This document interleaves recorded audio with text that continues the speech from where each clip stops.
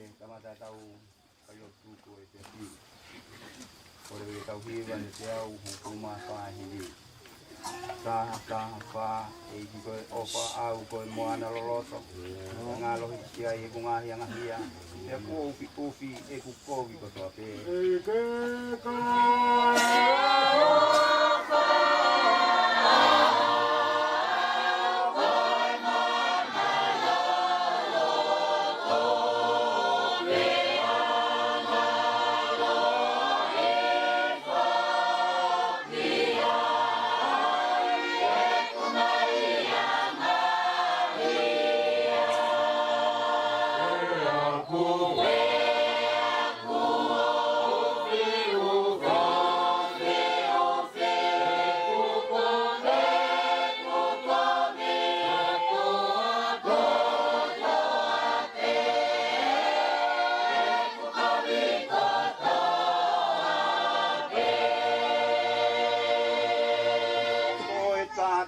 Sisu koe mau fupuanga o kukalanga e kina koe maanga ia pea atata ina ki mamani kotoa pe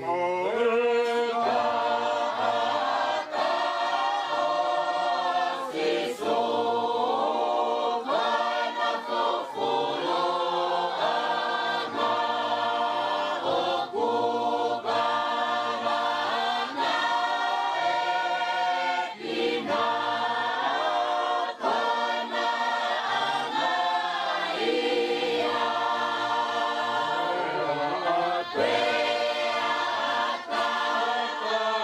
Bye.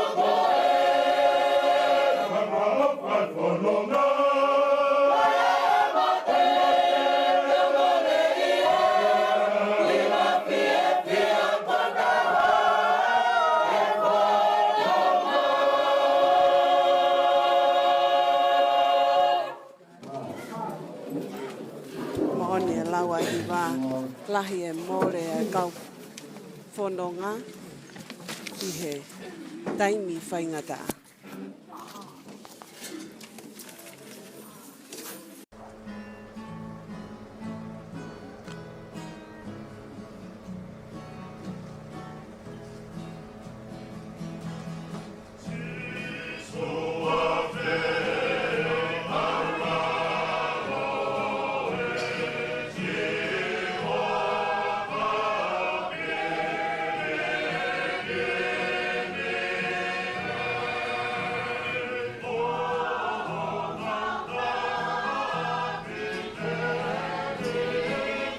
Tai lelei ki mo tolo e hoi ki mo e kainga mo ka mai ki he polokala mai fe unu kou lai tonga.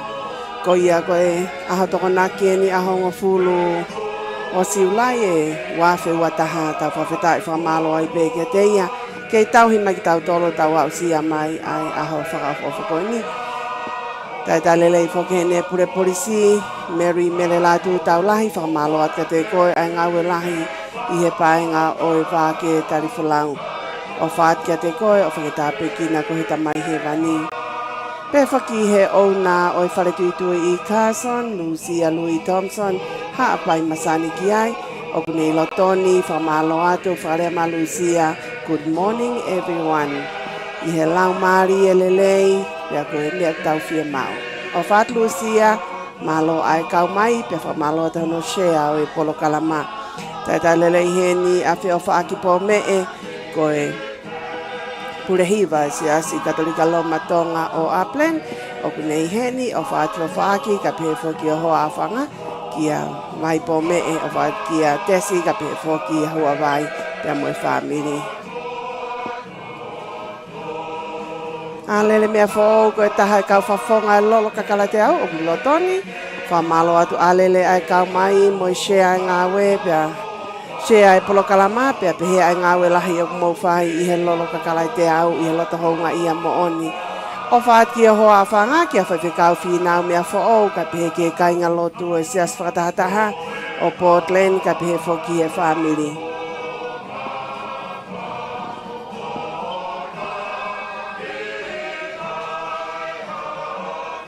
Malo, Mary.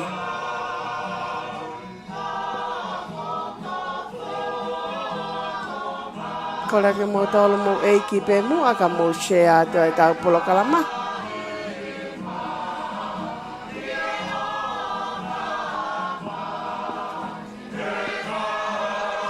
Whahau ka te ofao alele mea whao ke te koe Lucia Louis Thompson ka pehe ki he lolo whe ofaki. Pea mo e lolo ai funga whalik pako koe lolo ia a Lucia Louis Thompson. Ka pehe whoki ki a alele mea whao o tamaiki pia meiha apai masani. Ki mo tolo kai ki whakarea ato mo uhingoa. O ki kai ki asi mai I he Facebook, I he loto hounga I a mooni. O ki e tali lelei ki mo tolo whakahoko ato mo ngā hingoa. Ke mea mai ki ai ho kau ngā mea kai ngā lotu ho neipa ko I tonga. Ka pehe whoki ki ho ngai friends. Ke nau ilo o ku ke kei mo uipe, ko whewhei tuu o ku ke nofwai. Whakahoko mai pe ku ke mea mai ki he polokalamai aho ni pea me whe ai whanua pe koe whei tuu.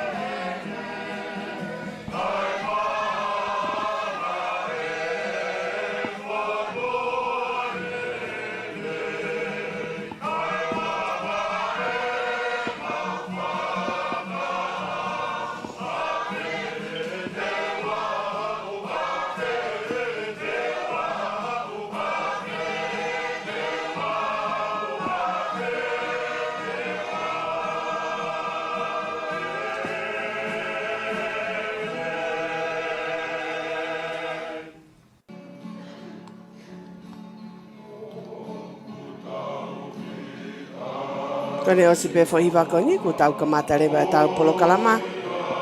He koe ahoni whoki e kuia I e toke tā. E polo kalama atu pia moe po me e sisters he ahoni.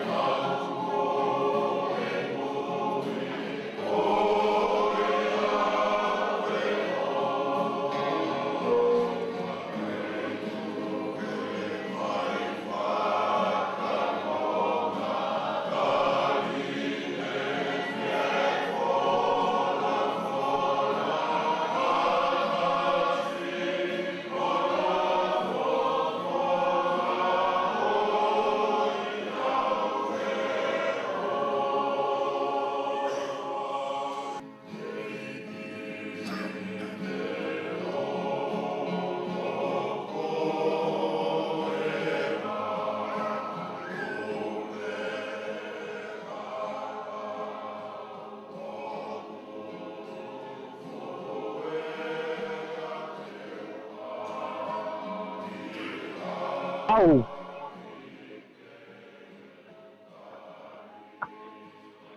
Vale, iya. Con hai tàu phá vào không có gì gì. Vale, iya. Con hai tàu phá vào không có gì gì. Io koe malo tau mai pongpongi ni Isileri. Io, mana tau toiawa. Io koe polo kalama koe ia o e pongpongi ni koe kaweinga koe na tuku atu koe ane afi. Pe koe hae mea oku vai ai e kakaitonga i he taimi o nau whiohi ai mo e paanga.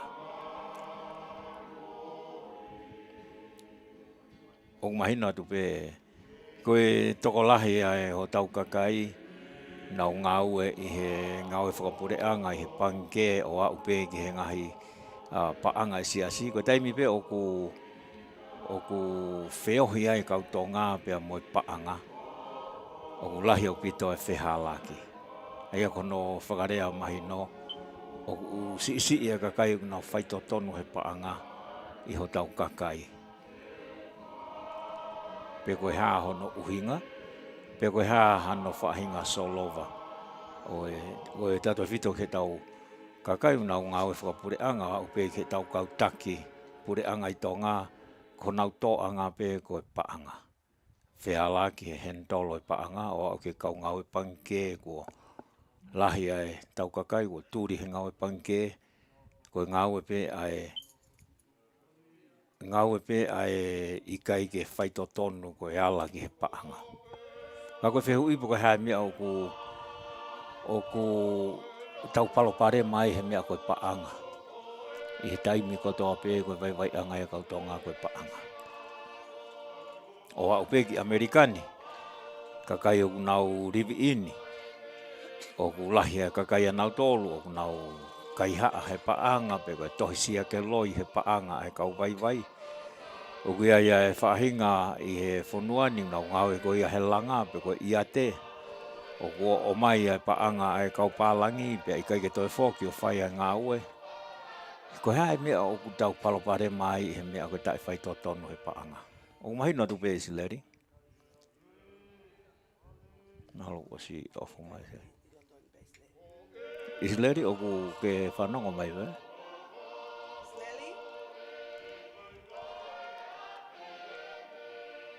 Ia mahalo ku ki mate mai. Ia sabe ke tok tāme pe anai Isileri. Ako tau kaweinga ia ki he ahani.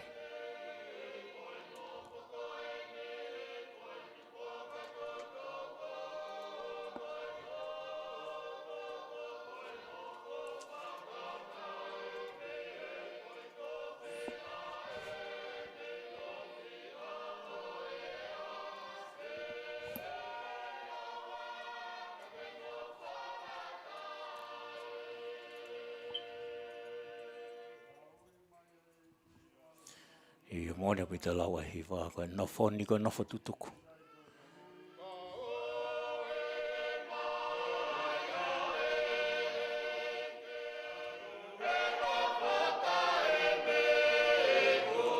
Tau he ngahi koloa he mamani. Me ngahi mea o auha. Koe kai ki tau mana tu i koe nofo ni koe nofo tutuku.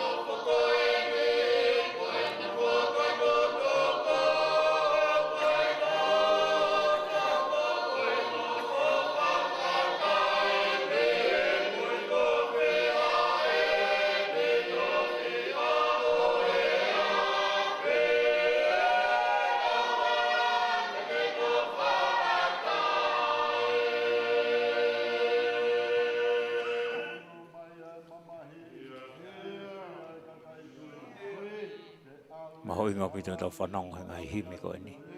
Whakamanatu mai koe tau nofo koe nofo tutuku. Ka kulahia e tau nofo he tau atamai mai tau mo ui he ngahi koloa auha. Kai ke tau ilo ki he pe koe hae lolo e taimi o tuku mai he otua. Ke tau whai ai e teu. Ki folau atu he pau vai e taha. Pe ko pong-pongi, pe ko uke kahau, pe ko mahina katu. O tau ulo i ko nofoni, ko nofotutuk. Si whahinga na nau a ewa halope he weekendi. Tikeki ose wike, kua ui atu ki nau tō. Isleli, malo e kau mai.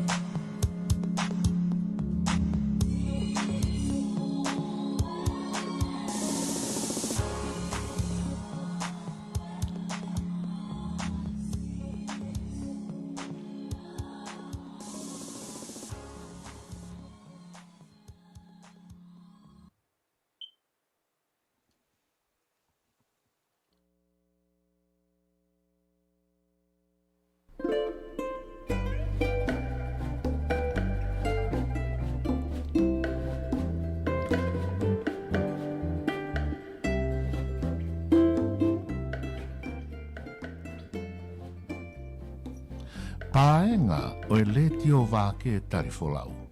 Ai whakawhehoko anga o e tonga I he kolope. This is Radio Vake Tali Folau, where Tongans can connect globally.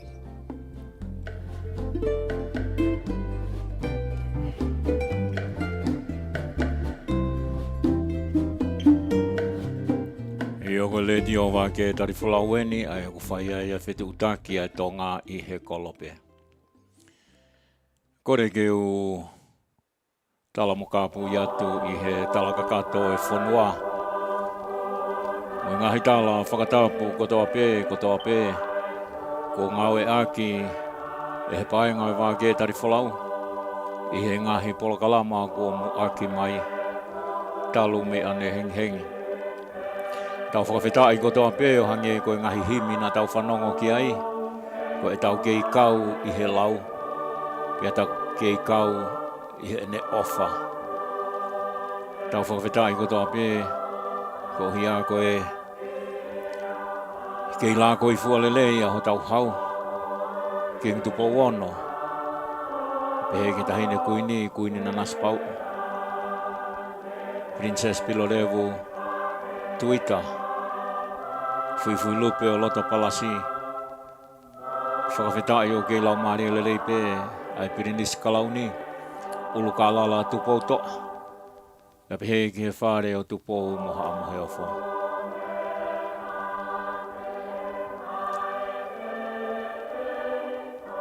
Atua e whakapaapa mooni ki he hou eiki o whanua. Kau eiki minista o ne awhio. Ja pehe ki he eiki pare miamu I kau whawhawhonga o e wharearea o tonga. Maua e ofalahi pia mo e whakapaapa heni ki he kau tau koula. Pia ko kau toule kere ka. Malo mua e whakatoa a. Pia ko mau salute ki te kumau tolu he taimi kotoa pē. Ko hia ko e tu utamai ki he aho ko e ni. Kane ikai a ki mau tolu. Ikai ki e tau whanua. Ai waka I he ahoni. Atua ia ofa ka te kumotolu si kau tau koula malo mua e whakatoa a. A pehe ki ngai whawhonga kotoa pē o kunau I he mohenga o e mamahi. Mau e ofalahi atu ke te kumotolu. Pehe ai ofalahi ki he kau taki lotu hono kotoa pē. Kau whaiwhekau, kau pisope. Me mokinau tolu o kunau whaia hono whawhanga whakalau maria ho tau kakai. E he ngai whunga waka kotoa pē o ku kau ki ai ho tau kainga tonga. O whātu ki he kainga me I he Aotearoa. Pia pehe ki he kainga me Australia. O whātu ki he kainga ho tau ki whanua tupuanga. Lawe I koe aho sāpate ni a te ngotolu. Whaia lawa atu ki Saione. Whanongo ki he tūtū I o wholofola pia kau I he ngahi hiki whelaulau. O e aho o e eiki. O whātua te ngotolu mo I whakatawange mo mao. A aho sāpate. O ku whonu I he keresi mo e tāpua ki a eiki. Pia o whātua ki he ngahi whawhonga kotoa pē. Kotoa pē o ku mau mea mai I he ngalu ea pia mo I ngalu o pē. O mau whenga ke whakahonga I a ki mau tolu o ku mau tukutaimi ka mau kau mai ki he pola kalama ko ini. Pia ku lawe I o ku kei fu pongi I he ngahi whanua hange ko Australia.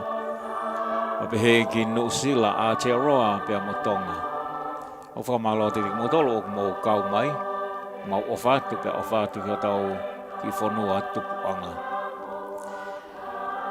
Talangata ia te au whai ki tu atatau pia pui angi he pia mo e tala malu e whanua. Tala o e tuku whanua I pō wono. Ai au kei malu ai atonga. Kaya tā mua ke whakahoko atu ai polo kalama ko eni ai whi unu koula ai tonga. Ko au se mispome e. Pia ko I heni, pia mo hoa ofa anga. Linsi takapau tolo po me e ola. O mai heni ke whai whatongia atu ma ki motolu I he aho ko e ni koe aho toko naki eni aho hongo fulu o siulai o I uawhe ua taha. Aho hongo fulu eni o siulai uawhe ua taha I he whakahoko whatongia atu eni pea me he substation he kola kau angelo me Los Angeles, Hollywood, California. Ai ko Saute, California eni. O ko mau whakahoko whatongia atu pia me ai. Pia ko atu ai ofalahi pia me California ke te ngō tolu hono katoa pe mō mea mai I he ngalu ea pia mo ngalu o pe. Whakatawange pe o kuongo lele atu ke te ngō tolu ai whakahoko whatongia ko eni.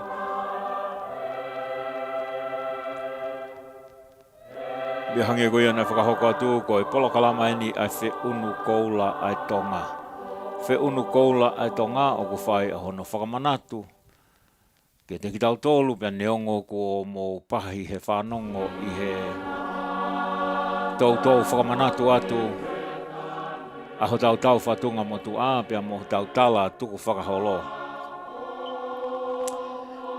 Kai tuku a pe kai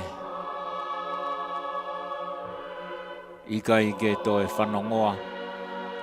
Ka ko pau pe ke whai a ngā ue ki hono whakamanatu. Ki tau kei manatu ki ho tau tupuanga. Ki kei whakamanatu mai a ho tau tala mimu a. Ai kali loa pia mo whanawhana me a. Nai whatu ai e tau mo ui. Whakalawangi pe ke tau kei puke a fufula. A ho tau whatunga motu a mo wha I ka Vake Koula. Ke whakangingila he taimi kotoa pe. Ke kei ngingila. O hange ko ia na e whao mei mua. Ke tau kei whai hono la langa I ngai whe unu koula na e tuku mai e ki nau tolu ko nau mamao atu. Ke tau hoko atu ai la langa e whala o e tonga. I he ngai whe unu o kui ai ai ngahi koula kehe ai tonga. Ko ia o whakatawange pe ho eiki makainga. Ke tau mao ha polo kalama. O ku whonu I he laumarie o eiki I he ahoni. A polo kalama ke ne tataki. A whahinga whakakaukau pe ko whahinga polo kalama pe ko whahinga lea. O ku lava ke tau whe vahe aki. E tokoni ki he anga o e tau whai whanonga. Tau te whito pia me he ngahi whanua muri. O ku tau au he ai. I he funga o e whekumi ke langa ai mo ui whakawhamiri. Mo ui whakakaristiane pe koe mo ui whakalaumari e. Pea pehe ki he tau mo ui tala tuku whakaholo pe koe tau whatunga mo tua o tonga. Whakatawange ke tau kau katoa I he laumari e peta. Koe laumari e o e ofa. Pe koe laumari e o e whe ofo ofani.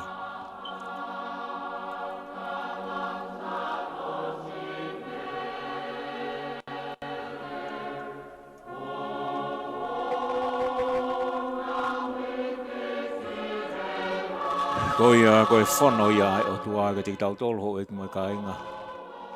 Ke tau whe ofo ofani. O ku tala ki tau tolu ko ene kakai. I he taimi o tau whe ofo ofani ai. Pe ko whepe whunga waka o tau kau ai. Tau hoko ko tau pe koe whanau ai otua ko ene whanau. Pe o ne whia mao. Ke tau whe ofo ofani. O oua te tau langa a wahe. Ka tau whe ofo ofani. He ko ne whanau ko toa ki tau tolu.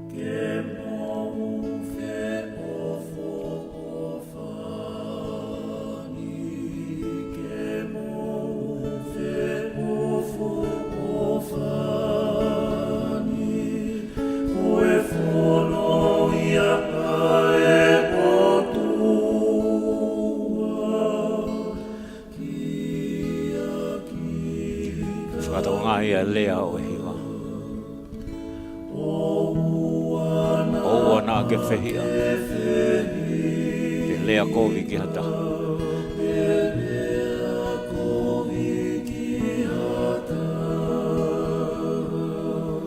Kai loto le lei.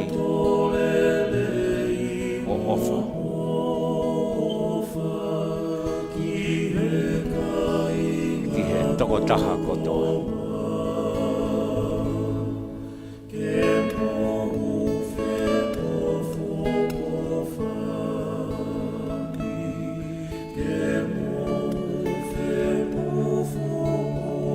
Whakatawange pia ke tau kamata e aho koe ni. Aki ai whono koe ni ai motua. Ke tau whe ofo o whane. Oua te tau lea koe. Oua te tau lau i koe i hata. Ke tuku e whakamau.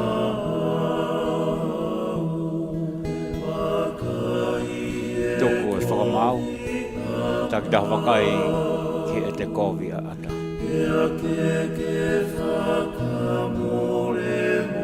Tau whakamore more.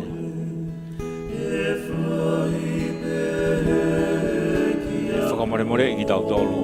I e tau whakamore more.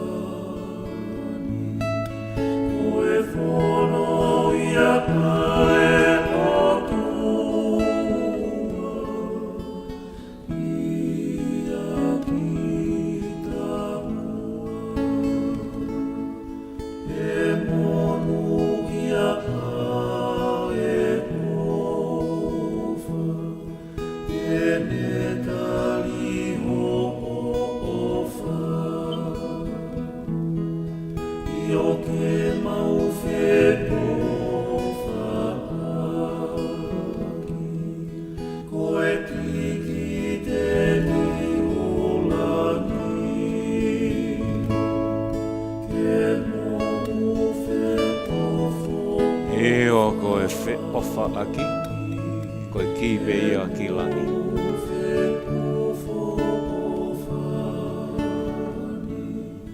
Koe whono ia ae totu.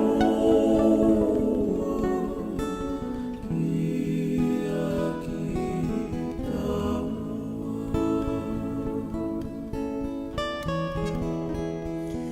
O ia hoi ki mo ka inga koe taha ia oe hiwa oku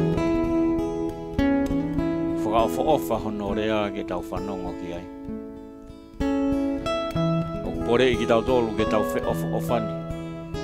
Pore i ki tau tolu ke tau mau a loto whakamore more. Oku pore i ki tau tolu ke tau oua te tau whakamau. Pore i ki tau tolu ke oua te tau rea kovi. Pore i ki tau tolu ke tau mau a loto ofa. Ki hiwa ko ni o ku kātoa ai e ngahi whono kotoa o ku pore i ai ki tau tolu. Koe ki konga hi valinti o ku tala mai ke whakamore more he whaipehe ki a koe. I he lotu ko ia e ki koe mauta mai o ku he wani. Koe lotu ko e ni o ku mea i he karistiane kotoa pe koe ki toe whi mao ke whakamatala pe a kore whakamore more atu pe ki haa whaiwhikau. Nai kore ko ia he kau apostolo ki he eiki ako i mua ki mautolu ke maulu. Poto he lotu. Ko ia. Pea koe lotu ni koe lotu ai eiki nane ako i nautolu. Nai pehe. Ka pau te mou lotu pea mou pehe. Koe mauta mai o ku i he wani. Pea koe ki foi konga i he lotu o ku ki i rea no ka o ku loloto. Pea koe pole lahi a ka tau tolu. Ke tau whakamore i, ai koe foi kore o pehe. Ki he tamai ki he whakamore i au. O hange ko e ku whakamore a ki nau tolu o ku nau whaihala mai ki a te au. Oh, yeah. Mandu e ki tala noa ko e nea whina ku whai ki he tangata koe na whakamore i. E he no pure hono mo ua. Pea hua tu peia alo whakasisina i motu ana e ouangi ai. Koe mea tatau o ku whia mao he eiki. Ka pau ne whakamore i tau tolu. Pea tau ulaki whakamore i tau tolu, a ki nau tolu o ku nau kovi mai. Ko ia. Ka koe taha o e pore whaingata. O ku tai taha ke tau hao i he ngahi fo i pulu ko eni. Ko e taimi lahi o kai ki tau whaalawa whakamore a ho tau kau ngā whono ngā. Ka u tau whimau e tau tolu e tamai ki ne whakamore i a ki tau tolu. Ka kapau rewa e whai ki he lotu ko ia ai eiki ki ke whakamore i au. O hange ko e ku whakamore i a ki nau tolu. E kapau e tau whola mai e eiki tene pehe mai. Ka u kai te ke whakamore i ho kau ngā whono ngā, ka kai u COVID ka te koe. Aia ka pau pehe, he kai ki whakamore i koe. Kono whakarea mo o ni, Ka kotui kai ki tau loto. Kai malo mu a koe tau mauha e ki ofa. O ku i kai kene a whio mai. Whakalaka atu a ene a whio ki he tau tō no. Mo i kai ki tau mauha loto whakamore. Kone whakamore i pe ki tau tōru neongo o ku i kai ki tau whakamore. Ka kune whia mau ke tau whakamore i a taha kotoa pe hange koe ki fwoi hiwa ko e ni. Fwoi hiwa manako ene aku ke mou fe ofani. Ko ene whonoia. Moni, whakalata. Eke ho e rinsi tukatu te koe nau ki hase a whahinga unau kau mai i he ahoni pia tukatu ke whaiha o ki i pōpō tala noa. Malo pita se misi ko le pe ke hu whanga ngai whakatapu ko os whakahauko ata ki nau tolu. Nā nau whakahauko whatongi atu aneuhu pia me paenga Vake Tali Folau. Kai tuku mua ke ata ke ukau atu i he polokalama i ahoni. Pea hange ko e whakarea he wā tau whawheta i whamaloa i pe ki he ofa e o tua. Oku i kai ke ne hanga whakatataua a i te tōnou nou. Ka kune kei ofa i pe ki tau tolu ko ene whanau. Pea ko ia e o fia e hoa ko ni ke kau mai i he whakaosi o e Raki Wike ko eni o siulai o e wāwhi wataha. Pea ku ai e loto honga ia ke taitari ak mūtolo hono kātoa ku i lotoni. Pea pehe whoki aisea makatu ulele noa pea me i Hawaii i whamalo at ka te koe pea mo Amelia. Pea me he businessi i Hawaii i o kumosi i kau mai ki he lolo kakala te au i he loto honga ia mo oni. O whatka ki moua malo ai ngāue. Ka pehe whoki aki nau tolo o kunau i lotoni na as whakahoko atu honau ngahi ngoa. Ko o kau whapafonga e lolo kakala te au nau ke i lotoni pe. Pea tuku mua i he taimi ko e nise misi.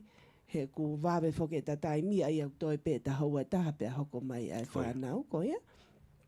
Ke wahe a tai pe se misi ki he au ki ai mea ko whia tala noa i ki he lolo kakala te au. Ok. Pe ku sai pe o ku. Iyo. Whafofa. Ko iai e hoe ki mo ka inga ko whamalo ata ki mo tolo hange ko e ni ko Amelia pea mo aisea makatu ulele noa ki Hawaii i he whakatūwane na business i fukumana koa au pito ai lolo kakala te au. Pea pehe whoki atoi fotu ki Honolulu. Pea pehe whoki wharekoloa Serene Store ke Sila Pela ua. Pea mo ngai wheitu ke hea kau businessi o kunau o tātu ai lolo kakala te au ki he nau ngai wharekoloa ko eni. Pea ki ai lota honga ia. Pea pehe whoki a whakamalo heni ke kau whafofonga ai lolo kakala te au. Si kau whewhine kunau polokalama mau pehe tu si te kotoa a lele mea fo o. Ka pehe karinta malua esta teila maile ka pehe whakakolotina helu pea mene le dio sofa. Pea pehe whoki ki he kia ofa pā kofe, pea motoi fotu. I he taimi a kunau tuuaki mai ai lolo, i he plokalama le tioko ni e loto honga ia moni, ka pehe whoka Lucia Louis Thompson, o kui ai loto honga ia mo oni e taimi o mo whakahoko mai ai polo kalama ko ni. Ka koe ku ki vahe atu koe ni o ki ai ai tāla a koe uhinga ko ki nau tolu o ku nau ngawe a ki ai lei polo pe koe hingoa o e lolo kakala te au. Nei ai kaunanga na e whetutaki mai ki a te au i he taimi koe na wa umai ai ki a pini i he pongpongi ni. O ne launga mai ki a te au o ikai ke fia i he ene lolo kakala te au pea mo ene lotion ni. Pea u whakahoko atu ki he toko taha ko e ni. Pea na ane ota ene lolo ko e ni me ia hai pea mo lotion ni ko e ni. I he taimi kona ane whakahoko mai ai nei pau whakahaange o te kai ki aha ota pehe ia e o atu mea te au. Pea mo hingoa koe kune o mai. Pea ku whakaofa toko taha ko ni ko ne paanga koe paanga lahi. Pea mahalo te uongo. Dad, can I have tissue? Mahalo mo mamata mai beke o hongo show atu a lotion ko e ni. Sia oku lele ai lotion ko ni. Sia ko whakaawa pe ku mahua. Io ke lahi au. O kui kai ke pehe a lotion ia lolo kakala te au. Pea mo lanu ko e ni te ke hu i au. Ha lotion ni a lolo kakala te au i he lanu ko e ni. Ai au dark brown a lotion ia ko ni mamata mai pe ku lele ia. O kui kai ke pipiki ia hoku ni ma a lotion ko ni. Ko mahalo mo wha mea mai pe ke lotion ni ko e na whatua ki a te rintia o ne hanga. O furihi ai hina o kai ke hafu. Ko e lotion ko ni o ku vai. I o ko lotion to tonu e ni ai lolo kakala te au. Mo mea mai ki ai. Ko lotion e lolo kakala te au. O ku tau mau pe ia, o tu mau pe. Ko lotion ko ni ko na pehe ipe ko lere hangi hawai. Ko lotion e lolo kakala te au. Pe ko lanu ko o ko hu i aki ko lanu pe ia te ke ngawe ake a lotion e lolo kakala te au o a o ki he osi ho fo hina o ku ke i kala landa tau pe ia. Nau tāla awia i o mai e lanu ko ni te kei ha ku perfume aku e lanu melo pe heni o hange ko lotion ko ni pe pehe ki he lolo o ku launga mai kaunanga ko ni pe ku whakaofa ia he toko taha ko ni he ku ne pehe e ia ko lolo na o ange me te au pe mo lotion te kai ke uhanga e au o whakatau atu ha lolo pe ma lotion pe heni i he mahu inga o paanga ko e ni pe au kore more ai ki he toko taha ko e ni ko ia e hau e ki mo e ka inga ko e mea tawataina pe ia a koe ke whakatau pe ko e tuwaki atu ha o lolo pe ko ha lotion he koe business i tak kumia ene mo oi. Koe mea pēo si i kore at ka ki mo tolu, ka inga tonga. Eiki pēa, pēa ke kātaki whakamore. Ngawe ake pēha o lei polo. Whakahingoa pē koe ho lolo, koe haa hingoa te ke ui aki. Oua mua te ke hanga o ngawe ake a hingoa o e lolo kakala te au. He ku ke hanga e ko tuku hifo e business ko e ni. He koe mea o ku alu ai mea koe tala noa. Ka pau lewa na e kai te ke whakatau e koe hafo i lolo pe ko halau sini me he kau whafofonga o i lolo kakala te au pe ko au ai ona. Pe ko au pe o ko hui ai lolo ko ni pe ko au pe o ko hango i lo i o au ki he lau sini. He koe taimi koe ni o ko whakamatala tu ai o ku mahu inga ho mou tola hongo fulu pe koe tola nima o ku mou whakatau aki ai fo i lau sini ko ni pe koe lono. Hena ke alo tafe popuha si tu o he la ai whangata mai i he ngawe la ngā moko sia ko e winga ke mau e tola hongo fulu i he hoa. Pea pehe ke whangawhae.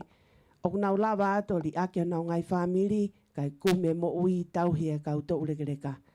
Pea kumahu inga ai o mai ho mo seniti ke whakatau a ke loto ke fia pea ke enjoy ho mili ai lolo kakala te au. He koe lolo ko ni o kulotua ia he kau whaiwhikau. Pe koe kau whewhine o kunau whai polo kalama atu i he ngahi le tio ai Vake Tali Folau le tio sofa. Ko honau mafu e nau ofa hono tu wake ai lolo ko ni. I he whounga to tonu o i kai ko ha whounga kaka ke mautana ki ho mo paanga kai ke mo fie. Ia kau ki lawa lupe rinsi ke mea ko ni ho e ki mo kainga. O whakaamu pe na ia ki palo pare ma pe heni ki mua. Pe a whakatotolo ange ko e mea tatau pe. Ko mea pe o ku kore atu ho e ki mo kainga i he kamata anga o e uruaki polo kalama ai lolo kakala te au. Na whakatu atu ai fo i kawe inga e ua. Ko e siate folau ia, pe koe tau mua ngā ue ia, ai lolo kakala te au. Uluaki, koe product ke number 1. Koe product ke number 1. Pe koe lousini, pe koe lolo, pe koe hape, ai nau ai lolo kakala te au. Kai tau te fito eni ai kore atu ki he lolo pe amoe lousini. Manatu i koe hui ko eni, ko Dr. Afapalu, nane hanga o fua ai hui ko eni, ai au kui koe perfect mix. Peka pau o ku ikai teke tuku ke hui alinsi, koe lolo ko eni e hoi kuma kainga, o a weni kia te au. O ko sio i he hui o lolo he aho ko toa pe mo lotion. O ku ikai peke ulotu au ke wala o hui, kono hinga he kai peke tatau ia pe hono hui e linsi. O os tau kei a linsi ki hono hui, pa une ilo pe ia hono fua, pe moe tonu a hono manongi, pe mo hono kakala, he kun osianga ki ai. O kune hui, ke au ki he tuunga, ke ua toi tāla ahataha. Koe mea pe koe na ake uluaki a usia i he lolo kakala te au, teke ke ia usia pe koe ai mea tatau i he ahoni. Pe kono ua rewa o e taumu a ngā ue ai lolo kakala te au, koe service, ke ua na launga hataha koe o mai ene paanga pe a whiutari ia kene ota. So far, teke ki ai ha launga i hangahi mea pehe. Kai ke ho eki mo ka inga o kore atu ke mo tolu, o a upe ki he kau whakafofo ngā. O ko ilo i pe o ku mo whakafofonga pa o ku iai aho mo tuunga i he lolo kakala te au. Kau kore atu ka mo tolu mo ka taki whakamore more, tuku pe mua ahono hui ki a linsi. Ka iai ha whihala aki, pe a fua katoa pe ia e linsi, ai hui ko ia, pe koe paloparema ko ia, pe koe launga ko ia ai kakai, he ko ia pe o kune hui ai lolo. Ko tui ka pau e pehe, e si rewa ke tau whanongo hanga he launga peheni. O ko tui pe o kua e kau whakafofonga, o ku it is a temptation. Ke hui ha lolo ko hinga ko kau he whakafofonga, o e lolo ka kala te au, ofa mai, he ikai pe ke tatau aho o hui, pia moe hui a linsi. Pia neongo te ki hanga ai a lei polo e lolo ka kala te au, ka ke mana tui, koe kakai una osia, ai lolo ka kala te au, me lo sini ko ia e lolo ka kala te au.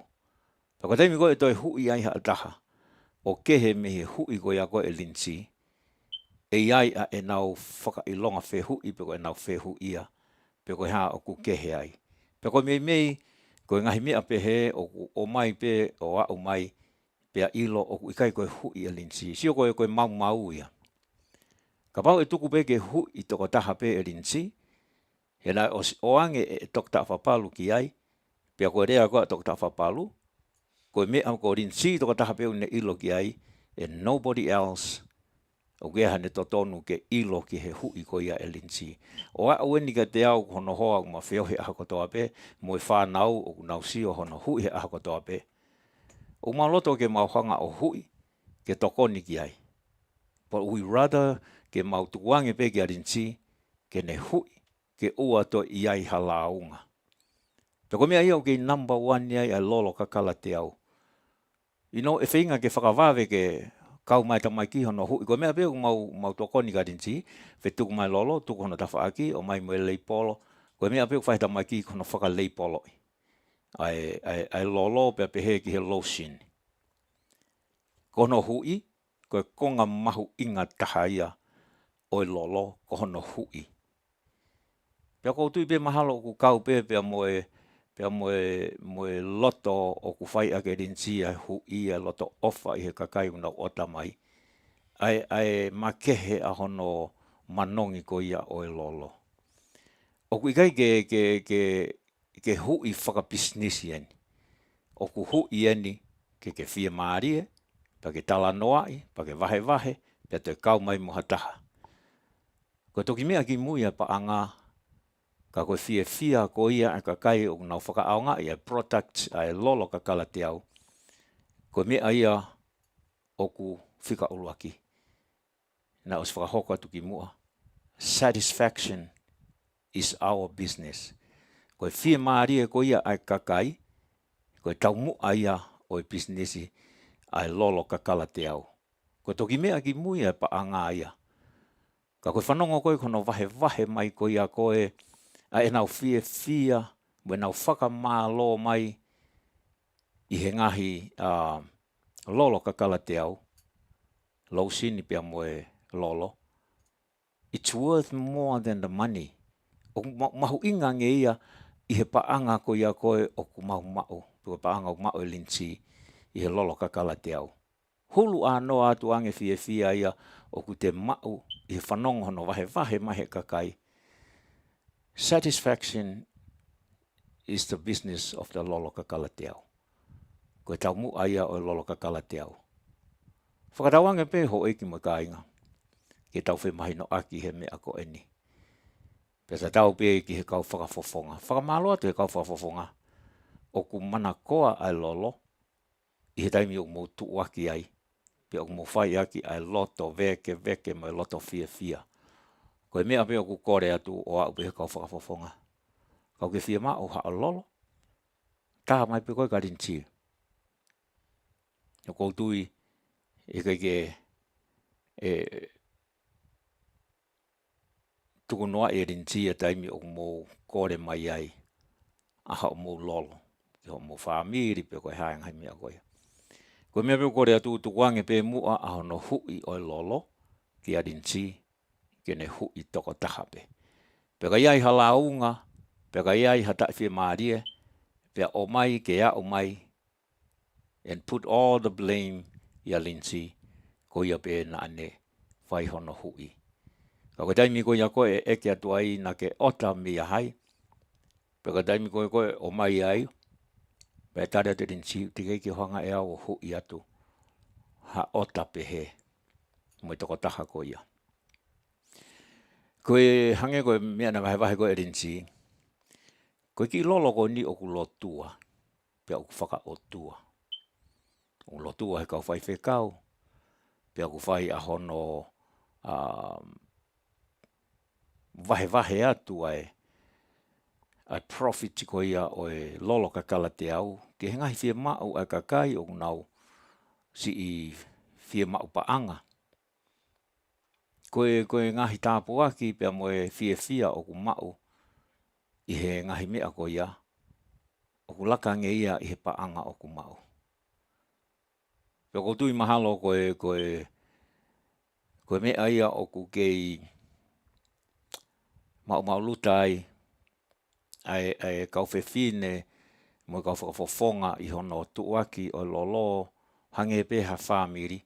Kono hinga koe lau maarie o ku ihe lolo kakala te au. O ku whai i he whai totonu mo e ofa. Whai totonu koe mea mahu inga. Honesty is the best quality. Koe o kore atu ho iki mo ka inga. Mo tuange pe mua ka pau o ku ke whie ke whanongo i he mana koa lolo kakala te au pa ke whakaukau. It's extra money for me. I can, mix a little bit lolo and lotion. Pea o atu koe mea lolo kakala te au ke mana tui. Koe taimi koe whehala ki ai. Pea o ku e sia lewa. Ai toenga o e kakai o ku nau. Si i whakatau mo ota mai me he lolo kakala te au. He koe nau whanongo pe o ku alu ai tala noa. Koe mea ene taha hoi me kainga. O kaike mau te fufu. Ha taha o ku launga mai. Koe taha pe o ku launga mai, we put it out in the air. Ko hinga ke mo ilo, o koe ke mahanga tanu, pa koe ke mahanga fufu ai mea ko eni. Hao e ki fo launga taha, it's a lot to us. Fuulahi a launga ia taha, ki he lolo kakala te au. Pako taimbe o maha launga, he kai ki mo whanau mai motoro mahanga o tanu pe fufui. No. He ngahe koe taimi koe a koe, o mo hui ai, ke mauha mo extra money. E lava pe ke mo kore mai ka linsi, o mai mua ha lolo ke lava ke mauha ki extra money. O koutu ia fia linsi ke o atu, kai tuku pe mua hui, ke mix pe linsi, ke tatau pe me Januari ki December. Me mo tapa ko toa o alu ke ai lolo kakala te au. Ngahe ka pau te ke hui e koe ke mahu ki extra money, it's good for you, but not good for the rest o kakai o e customers ko ia ai lolo kakala te au. Ko ki kore atu pe ia, makatuunga he mea koe ni o ku talanoa ki ai a linsi, mo mana tui ko lolo koe ni o ku lotua. Koe mea koe ia koe o ku fufu, e whakaasi pe ia he otua. Koe nimo i tala whau koe rea na e ngau e mai aki e niu lala. Nimo i tala whau, koe ne puri pe o ku iai pe ia ka e asi. Koe lilo ka e kio. Koe mea o ku lotua, he kai ke puri au fuoloa. Koe mea pe o kore ho e kumwe ka inga, whakamalo atu koe kau whakawafonga lolo kakala te au. O ku nau tuuaki a lolo, e kono hui ngā koe hi umbrella o lolo, o ku aluai e nau ngahi pisinisi ka hoa, au iki he ngahi koloa kehe. O au ke ngahi koloa toi a lere mea fo o, Esther Taylor Maire. O ku hoko kotoa pe ia koe fo i ngahi products a lolo kakala te au. Pe aku mana koa he kakai ko ngā koe nau whanonga mai, lolo kakala te au, koe pisinisi o nau whaito tonu, pisinisi o nau satisfaction, koe whia maaria kakai o nau whainga ke nau hanga o muiaki. Pe koi ai e hoi kume ka inga o au mou mea mai pe o ku whainga ke number 1 e products o au ki he mono, nau tolu nau osi. Toki hao o au sia e mono ko ia lolo kakala te au. Ko e nau rea pe. O toki hao weni ki he mono ko ni na mau pe he utatau pe me ngahi mono ke he. Ka pau te ki au ki ai. Pa ke whakatau hao mono te ke sio ki hono kehe. Pe au mau whia mau pe ke pe seti e te au ai mono pe toki o atu. Pe koe taimi pe mo service, koe taimi pe o ku talatu ai e au atu i he taimi ko ia. Pe koe ai whakamalo ki a te nau tolu o nau whai hono tokonia mo whinga i ke turi kaki ai taumu a ngau e ko ia a lolo kakala te au koe products ke number 1, service ke number 1. So far o mau we are not behind mau whinga ke mau up to date i he mea kotoa pe o ku mau ota mai. Au whamalo atu ke te mau tolu, pe mi he tapa kotoa pe o e kolo pe mi Australia, ki Nuusila, ki Tonga, o au ke ngahi whonua ke he, pe he ke ngahi state Amerikani, ho mau ota mai ai lolo. Tuange pe mua ki arinsi, he ko au tonu eni o mawheo hiko sio he aha kotoa, o ko ilo pe au kau ka mix, e iai pe ene ki ikehe ana.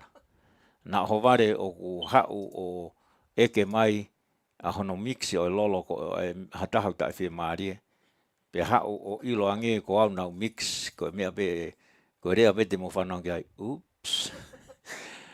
Ko ia ko, I feel safe yange pe, ke tukuangi a linsi, ke ou ana tukua ki i au, ko e hui e au pe ko e. Pe neongo e kusio he aho kotoa kono hui a linsi. O koe ke ilau, o koe neki whakapuri ana ia. Mahalo ko hono ni mahalo. O ku osi pato hake o whakananamu pea. Mix pea. Pea koe taimi koe a koe wahe mai he kakai. O kui kai peke toi loi ai lolo kakala te au. Nā ku wahe atu i he mau misa whakamui. Pea ko whai mau ki kawatonga pea mo mau ki community, pure hiwa, takoni pure ngā ue o Riverside, mo tauhi o Riverside. Pea ko hao ta utu hifo ta whae koni koe mau pure hiwa wheo whaaki. O kou nā mui au ia, o ku iai ai siskakala ia, somewhere around. Pea upe he, siskakala namu whaofa eni. Pea utoki mana tu I hake ko wheo whaaki, o ku manako ma upe kene miri a lolo kakala te au. Pautange whaaki. Ko hanga o hao ta utu pea upe he o ku iai ha kahoa kakala pe ka sis kakala o ku ke tui. Ko tuku mana tu ia ke ko o lolo. Tamai whaaki. Lolo kakala te au ia. Pe ko ia ho iki makainga ko ngahi ko ku witness whakamo pe ia e au. O kai katala mai ha taha ka ko ka ta utu kai ki hanga au mana tu I ko wheo whaaki. O ku ota ma upe e ne lolo ma ne losini he lolo kakala te au. Pe ko ngahi complimentia me ngai comment o ange e he whare ko iau tai alo sisi ai. What kind of galoni you wear? Tange whaaki, kai ko ha kaloni ko e lolo. O kui ko lolo ka kala te au. Pea ko e mea iau whai kia whaka amu ho i makainga ke kei puke. Ke kei mau pea e fo I whaka ofa ko ia I he lolo ka kala te au. Pe hange ko e lau ka arinti a tawataina pe koe ke hui ha lolo. Ka ua mua te ke ngau e ake a hingoa o e lolo ka kala te au. He te ke tuku hifo. Ai loto o kakai ko nau fia mo fia maarie I he lolo ka kala te au. Koe whakawhokea ngai tai mi ka rinti. Ka ko me peo kore atu. Tuku pe mu a lolo ke hui a rinti. Ka ke hui ha o lolo. U ia ko ha lolo.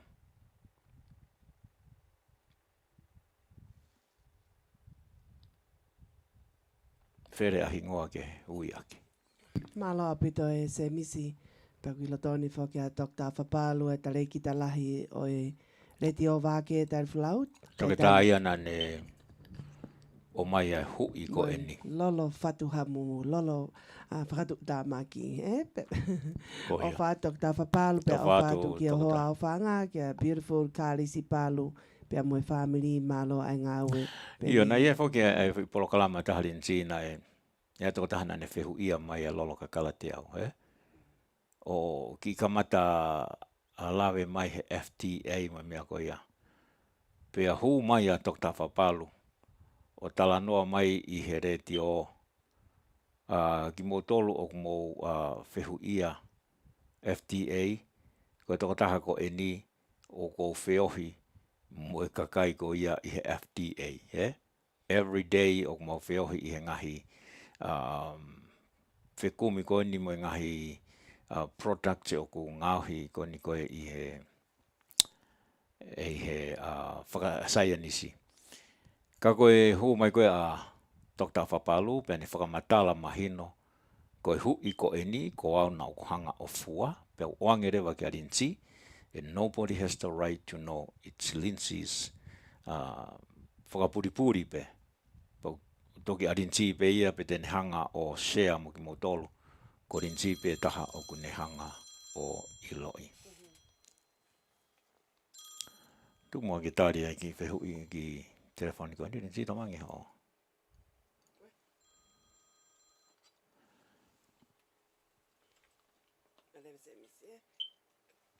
Awe tasi mua ke...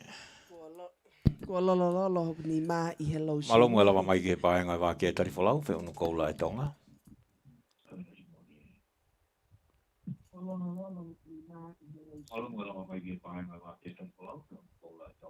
Malo lelei.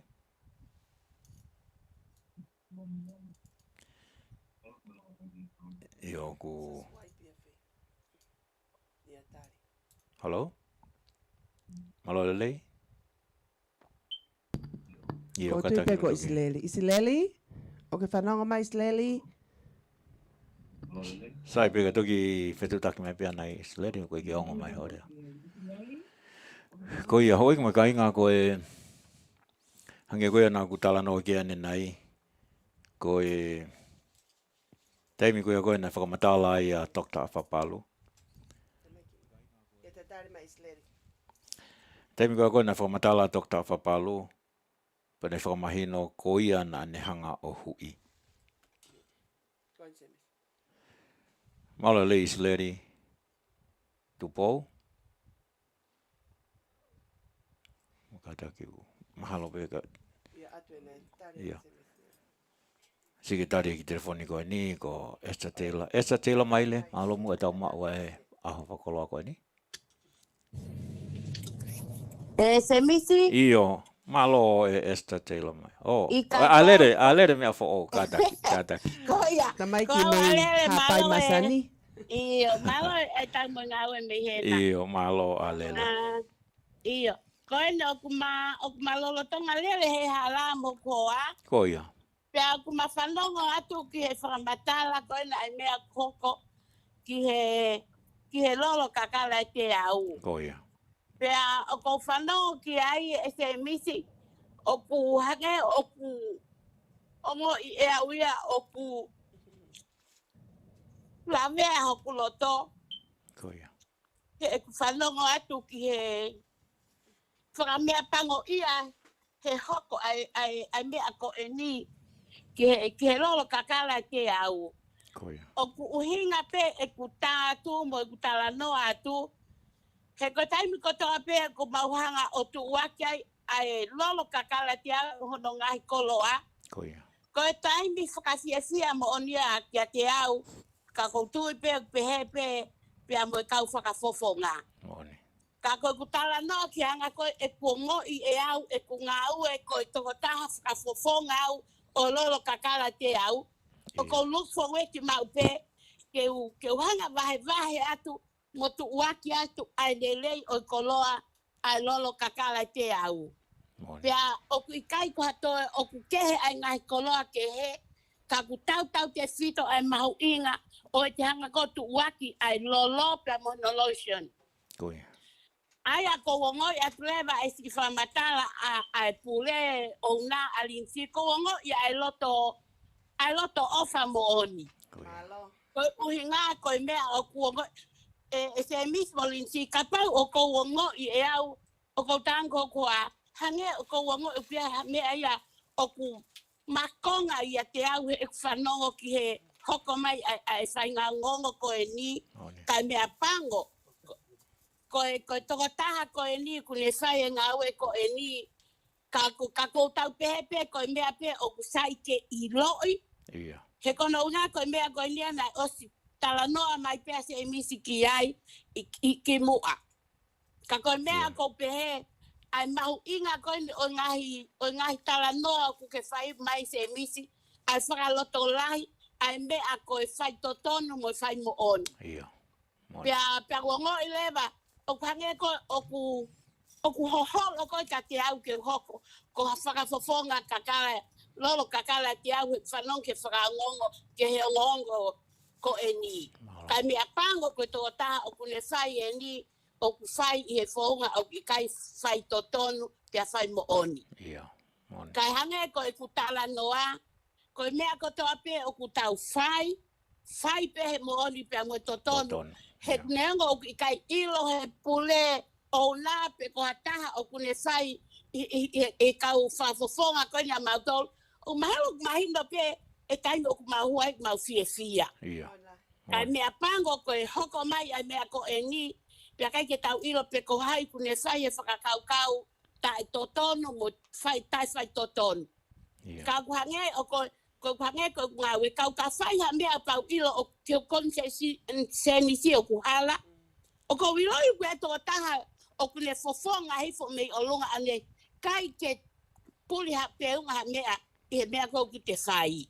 Ka pau lewa ku te amalaki ke te whai ha whakaukau whialaki pe he mana tui. O ku awhio hifo ai tō taha mei o lunga o ne hanga awhio i tōkai mananga mea ko tō peu tau whai. Ka kou mea pango wha mea pango ia tui pe e mahino ki he tō taha ko tō pe ko tō taha ko nuksi whialaki e ne ngawe. E te pūlia whange ko au ko talang ki hoko a. Te ulawa pe o ngoi kau ka whaiha mea hala, pia ilo i koe mea kai te ona e mea ko ia. ke wongoi malavahe ka ya palopale o faifango fatotolo o ilo ko au. Mone. O ko wongoi o ko kiuti e ko mo ui ka pau ke fai ha mea pehe. Ka koia e se misi fatawanga pe ku fanonga mai e to taha ku ne fai e a ngau e si halaki ko eni ke fratomala ine mo ui ka ni fenga ke ni foki o fai e mea ko toton no tau ke fai ke hoko ko to taha ia e falala anga mo taha o fai mo on pe fai toton. Ko janga peti vai ko fai atu ke ko fai na atu ai si tangu to mai alinsi ko nga ko e ko mea ko ni kapau o ko wongo ia se alinsi. Ia. Ka ko ia faka lo to lai ka tau tolu ke tau fai e mo ni fai toton ku kai ke pulia ni ngo kai ke ilo ia alinsi ka fio hifo. Pea ko taha o ku lotu i e lolo kakala te au. Popo. Amen. O wala fai anga ku hu e fili o nga veu ki ke ku tupu e ngau e lolo kakala te au. Ia. O kai ke tai tupu o ku tupu. Ka ko ia ai mea ko no ko vai ato ai e se misi ka malo pito ai Malo mali e. Iyo, malo pito alere me whakahoko ato ai ofa ki whai whekau, ke whinau. Iyo. Ko ia e hoi ki makainga, ko e taha ia o e kau whakafofonga e lolo kakala te au, o nau polokalama atu mau pē, pēa mo e kau whewhine whakafofonga e lolo kakala te au. Ko e whohina lo sini ko e ni hoi ki makainga na ku hu mai pē o whai e ku ngau hene kompiuta. Pēa o sio ke tuku ai whoi lolo. Pēa o hovare he utikai ke sio au ki he kala ko e ni. Utikai ke sio au ke kala ko e ni i he ngahi lo sini na e hui. Kua hui e linji. Mana tu i o ko sio mau pē i he aho ki he aho ki he aho. O ku hui pē ene lolo me lo sini i he kitchen table. Pea o sio pē ki a he aho katoa. Paka tami kona hao ai pao sio ki he foi lo sini ko ni ene tuku pea o fo o pao pē he. Mahalo ka foi specialo ni a linji ke try out. Pea ta koe ko ne tuku ko foi lo sini na e alu. Pea ta e fie maari ai. Ai toko taha ko ia. Pea koe mea ia o ku whaiki ai kore. Koe mea tatau weni pea mo e lo sini na e hau ki mua. O alu pe i he hingoa o e lolo kakala te au. Pea koe lo sini koe na awe toko taha ko ia. Ko e siwa kakala. Pea o mai ko ia koe ai launga o tala mai ko e siwa kakala pa eke atu erinci o kulanu ha. O kulanu hine hina tahange erinci. O kaiki lanu hine hina e ku siwa kakala aku. Pea ko ku siwa kakala aku lanu kulokula. Pea mahalo na e whai ai hui ko e ni ke whakaofi ki he lanu ko ia o ku hingat ke erinci. Ka koe lanu ia ko ni o kai ko e kulokula. Pea o kaiki loi pe koe haa e whahinga lanu ko e ni. Alua he lanu ko piula.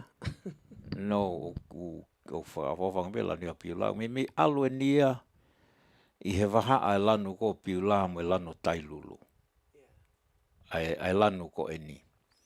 O ku ikai ke iaha ne asilele e taha paka taimi ko o ku whakatawhai. O hange pe i Hawaii. Paka mea kore atu ai tuku pe mu ai hui ki alinsi. Peka pau ku ke hui hao lolo mo hao lo sini. Fere a hingoa ke whakahingoa a ki ka ua ui ko e lolo kakala te au. O ia malo apito se misi pea koe. O ku ikai ke hange koe lau koe mea tau ataina ia a koe. Hui e koe hao lolo, hui hao lo sini ke maha mo ui hao family. Mea pea kusi kore atu ia kau whawhufo ngā. E nau si i tuu aki he poto si te kotoa. Ke whe unga e nau whakamata la. Pea moe alaha moe manongi koe e lolo kakala te au. Ka ua te nau si i hanga tuu aki mai i he mo oni e nau ilo pau. Ka e kalo atu e kaka ia ko nau mau ai ngahi mea. Ta e totonu koni o ku ikai ko ha lolo ia pa moha lo sini ai lolo kakala te au. Ko uhinga ia si i kore atu, he koe mea alu ai tala noa. E milimili e nau tolu ai lo sini hala, lolo hala. Ka koe tuu koe ai leipolo. Ko fai mea peo mau kore atu he ahoni. Ta wataina koe hui ho lolo, ave ki ho family, ave ki ho business. He whakatau a beia. Kai oua pete ke si itala koe lolo kakala te au. Pea ke to'o pe koe a lei polo ka ke pai te riha pe ko ia. He koe ke kauha taha ia ho o pisinisi, ho o ave ho o lolo, ave ho o lousini ke maua hao mo ui. Mana tui koe hui o lolo ka kala te au taha mā tepe. O koe ke te iai ha mix ia, pe koe perfect mix o lolo ka kala te au. O ku taha pe. Pe koe toko taha pe o ku ne lava ai hui ko ia ko rinsi toko taha pe. Pako si kau whafafonga koe ne unau. Whakamatala atu hiki hake ngai hina. Esta Deila ko Lucia Louis Thompson ka pehe fokia a lere Linda Malua toi umfotu ka pehe ka awha pakofi. Taimi ko nau polo kala mai. Koe mea pe kunau whai ko si itu uaki atu ka kunau talatu pe whika telefoni ke mo otahanga ton bai pe ka te au. Ka uhinga he ku discount whamalo ke he ku best friend ko ni pe moe family nephew o semisi. He lava ke FedEx ke uhango senet wai ai ngahi discount ko ne ngahi lolo moe lotion ko ni i he meili. Ko toi taha ia ai hanga ko ne he kau whafofonga o ave pe whika telefoni ko uhinga ka si isen ia i he cousin ko ni o se misi hono foha ko ni ke discount ni ke maa he ka pau elia te ke nau tolu e toi mamafa. Alo e mea ko toa peta i mini o ku mamafa. Ko hiki e price e hina e lolo. I he taimini ko run out I roll on. E whanki hina ko ni I roll on ko ni uwha oata i ko ki mautolu hi e lolo kakala te au. Aia o ko ngawe aklewe taimini e whanki spray ko ni. Aki nau tolu ko ni maha i tok tau mahe wi kahau. Ka koe whanki i spray ni o ku wha ngawe ko he air freshener. Ka ku os whakalei polo atu pe ia ko e perfume oil roll on. O ku ngā wea ke taimini ki hono atu koe ni, ko i ngā koe taimini o ku lahi a pito e uta e lolo ki Hamoa, New Zealand o au ki Tonga. Pea ko uhi ngai au toka ngai, he kui kai peke toi loi hono manakoa, ai lolo kakala te au, pea moe kau whiwhine koe ni aku nau whakamatala atu, o au ki he mono mono ai PC koe ni, ai kau tuitui ai lolo kakala te au, koe uhi ngā koe whakaofu ofa e nau ngā we, ko i ai o ku o whātu ki a ki nau tolu ku si i more e nau seniti. I he ota koni a ngahi lolo hala, pea mo e ngahi lousini koni. O kou whakau whaia se misi. Koia. Si kakai koni i he nau si i launga, ka koe uhi ngā pe, nai kai ke o atu ia mea te au, he? Mou tokanga au pito e taimi ko o ku mou milimili ai ai lolo kakala te au, hange pe koe wahe ki mua. Ka pau o kui kai ke fie maari e pe ke fie.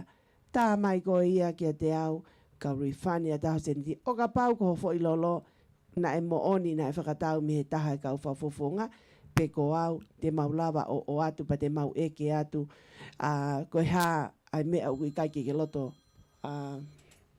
fie ai ki hofo i lolo, he? He ku aonga, fumahu inga pito ho seniti, o kai ke loto ke mau tānaki, ai pa anga ka kisi loto mamahi, he? Io ko tu e mahalo ko Israeli tu po en whainga tā mai mi Hawaii. Israeli, o ku tatangi tu o taha pe a puria. O ko iloi pe mahalo ko e kata si ke wakangi whainga tā whakafoki pe ke.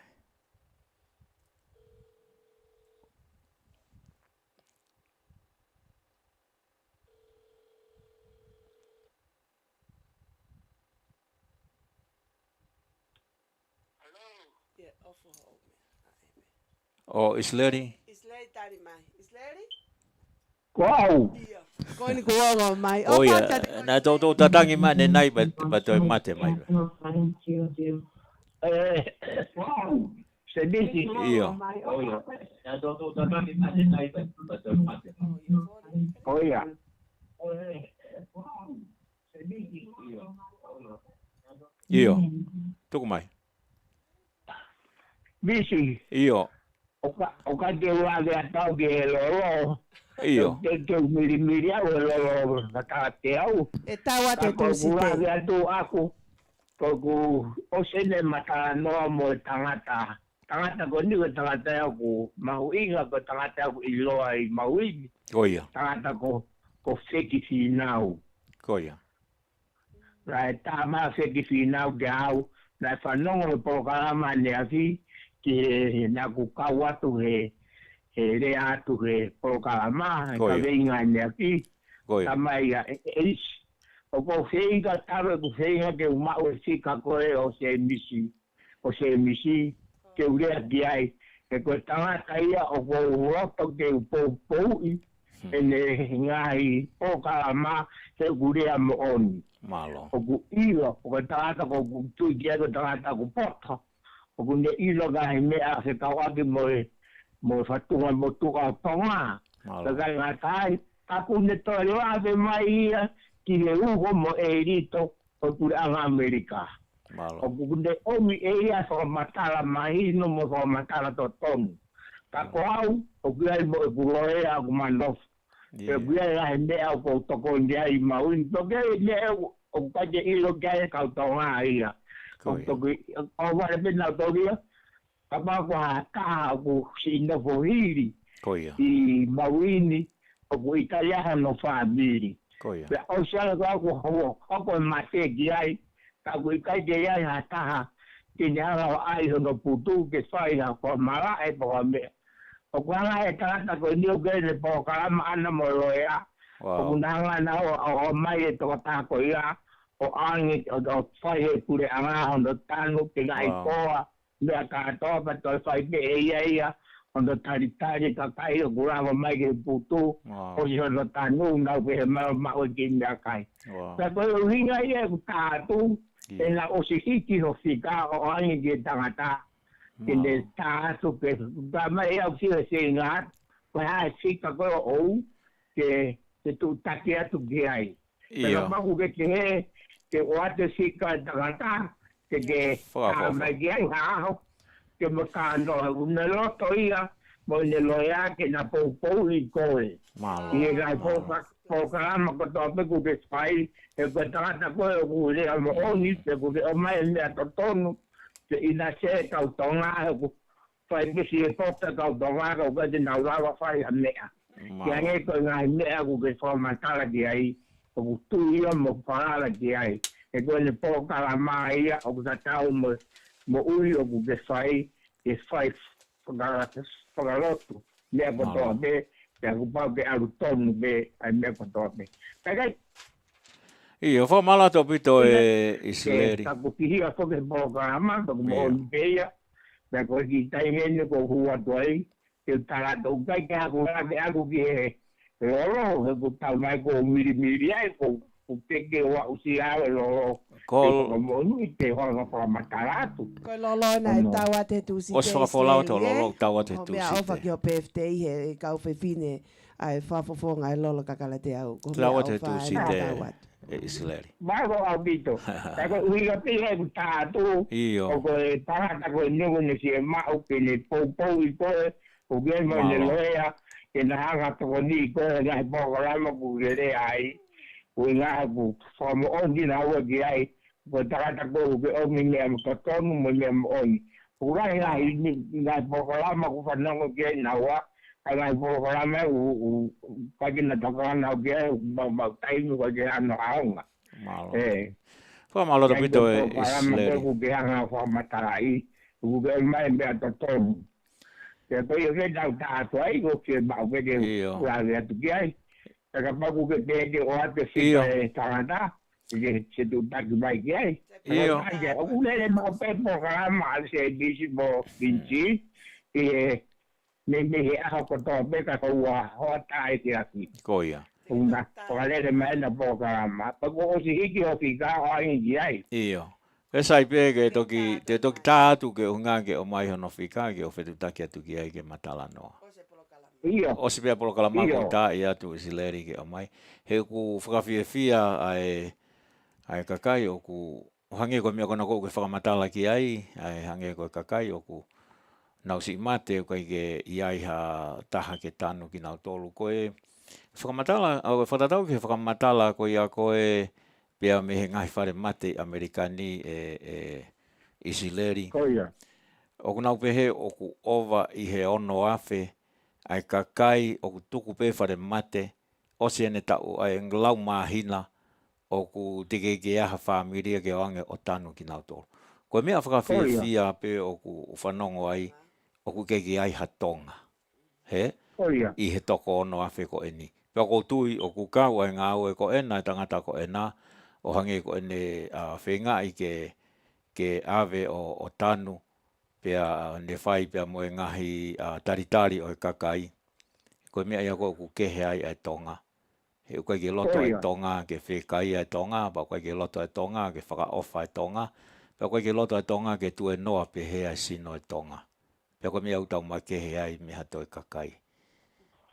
O whamalo atu e isileri, pea whamalo atu ai mao ngongo ko ia. Pea te toki tā i atu ke o mai ai whika tangata koe na. Ko hinga ke lawa ke na kau mai i hapolo kalama, i he reti o ke Zoom mai ki naua, ke na whakamatala, whekau aki pea moe ngahi tokoni ko ia. He kuei pea e taurea ko e tori fisi pea aikona o mai. Ko e tau tori kakala, pea tau aikona o to o mai. He iai ai kakai e aonga ki ai pea hange ko e. Whamalatu ka te koe koe uki whai ai tori fisi pa ke o mai ki a o mai ki heni. Pea o mai mo tangata ko e nā. E iai ne whakamatala e fu aonga au pito. Ki he tau kakai. He koe huinga pe whoki mo tau mu aia o e whai whatongia ko ene re ti o Vake Tali Folau, koe ko huinga ke mao paanga. Ka ko huinga ke mu ui ai ho tau kakai. Pe koe langa o e tau ulunganga whakafonua mo tau whatunga mo tua. Pe koe langa o e angai mo ui whakawhamiri. Mo ngahi tapa kehe o ku iai ngahi polo kalama i he re ti o Vake Tali Folau o ku whinga ke tokoni o au ki he polo kalama o e ako, ko tok ta whapaluia, une toka ngai mai, o ku iai fia, ka mahu inga pito ke whaia tala noa, me toka taha koe na alawa ke iai ha polo kalama, ke whakamatala mahi le tio, ke whanongo katoa ho tau kakai, pe alawa ke nau to'o ahai ngahi tokoni, me ngahi information, pe mo ngahi wharei, pe me he toka taha koe na. Whakamalo ata pito o Isileri. Ka te toki tā atu ke o mai a whika toka taha koe ia. Pane hoko pe wagu tā i atu, Ia, malo. Malo pito Isileri, pesi ina whaaka ko ololo ena e tau atu he tūsi te. Peko taimi ko te ke mau ai o miri pa ke toki tā mai o vahe mai, peko ha o whakakau ki he lolo i he taimi ko e miri ai. Isileri pe kua ai pe mo lolo ho hoa o whaanga. Ia, kona atu pe mo lolo ho hoa. Ho hoa whaanga pe mo mea ofa pe a ko i loto. Wow. Surprise. Ofa tu Isleli. Ia, malo mo no. Ia, no fa Isileri tu po. Whaia mai whoki a Dr. Fapalu se misi. A Dr. Fapalu. Lawi mai. Pe vasiti malo e lele ia se misi pe mo e tahine. O whaat vasiti fulahia. Ki ho tau kakai mo oni au pito ai o whalahi ki o whalahi ki moua. Pea pehe whoki a ala mātua tonga. Tai lele i tunga ane ko ni. Mea Salt Lake City e ne kau mai o whaat kasilia pea maake tua tonga pea mo i family malosi i whaakau mai. Malo. Ka pehe whoka Esther Taylor maile. A lele mea fo o. Esta teila maile o fato esta maloko esta ni glotoni ka pe fokia Dr. Fapalu. Malo tu Dr. Fapalu malo e si kau mai me popo mai ki he polo kalama ko ni. Ko e hiri pe foko ni e hoko mai rewa ai po me sisters. Au wharea mai Dr. Fapalu. Pricing in everything increases due to inflation and slowing of loading and unloading of goods worldwide. Ko i o ni lahi o pito, ko e vahe min ma Dr. Fapalu, ko e mea kotoa pe o ku kaka ki o lunga, o hangi ko e na vahe ki mua, kamata pe i he kesi. Ko e hiki pe ai kesi, e hiki a tiriwa. Ko hiki pe a tiriwa, e hiki a koloa. Ko e just tāna ke taha mo taha ka pau te lawa tāna ke taha mo taha o ua, o te ilo o ua, te ilo rewa ko hiki pe a kesi, e hiki e a tiriwa. Pa ko hiki pe a tiriwa, e hiki a koloa. Mana tu i ko e whelere ake a ngai fu le lue ko eni o kai ke toi motu, mo ngai fu semi-truck. It's gas. Ko lolo whakalere ake. Se misi nai vai ua pe ai ka, ko alo ni o whakafonu whoke u lawa take ngawe. Ia taimi koe nau utu e tola e wha, ua wha ni mau whonu ai kulo wha koe ni. Ko whe utu koe ane whiawhi, koe vai ua koe ka, panga tolu walu. Yeah. See?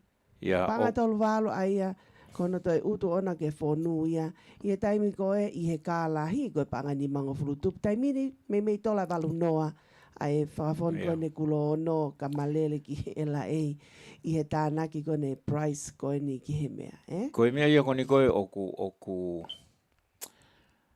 whinga koni koe ke mahi noi ai presteni mo administration koe ni pia mo temo kalati.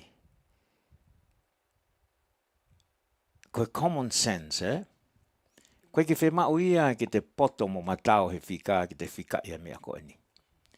When you cut ai halanga toto, pa umahino mai te ke no whakatoto.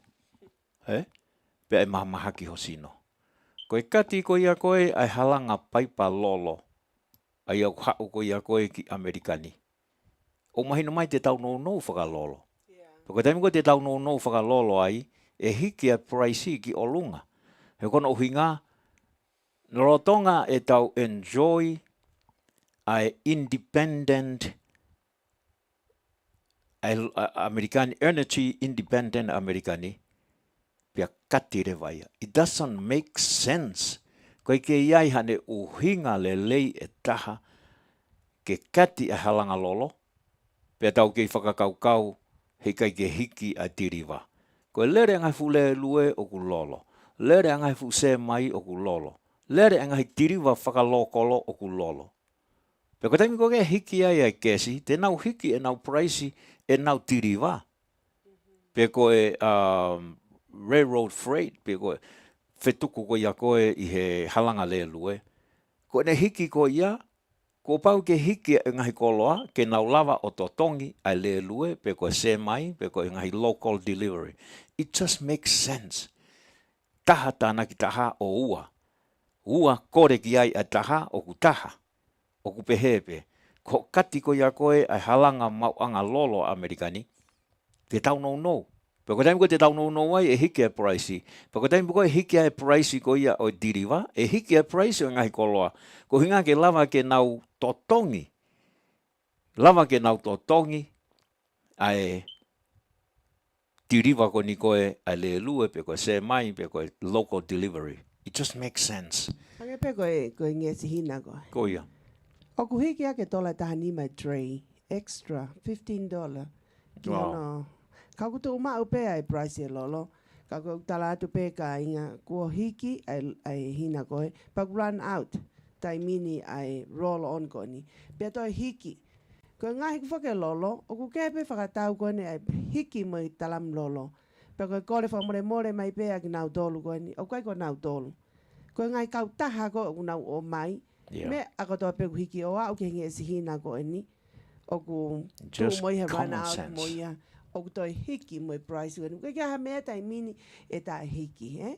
Kako me koko fia ai he ku lava at koe ni ki he lahi e ngahi wholesale. Pako mea koko nau eke mai na kai whake iloi pepe ako ku alpe wholesale whamama mai e ku utu penu mo ngai me pe. Kai taim koe nau huai he unge si he whare kone wai ngahi nge esfingota pure oto ko ha. Kai taim koe show wai e laiseni kone e lolo kakala te au. Pehe ka lewa ke pay tax. Ka upau ke tuku e ku whaile koe ni ai laiseni e lolo kakala te au. He taim koe ku huai IRS iho nau ngahi whare koloa. Pa te nau hanga lewa o to hake ai ngahi. Ngai kau taha koe na e wanga whakatau ai o kai ke pay tax. He mau koe ai ngā ue koe na e whaile koe na e mea. Yeah. Taku hange koe ni koe tu wakat koe e lolo kakala te au. O ki kai whoki o hanga o taimni ihi o te charge. He ngā koe tau kakai whoki lahi e lau ngā.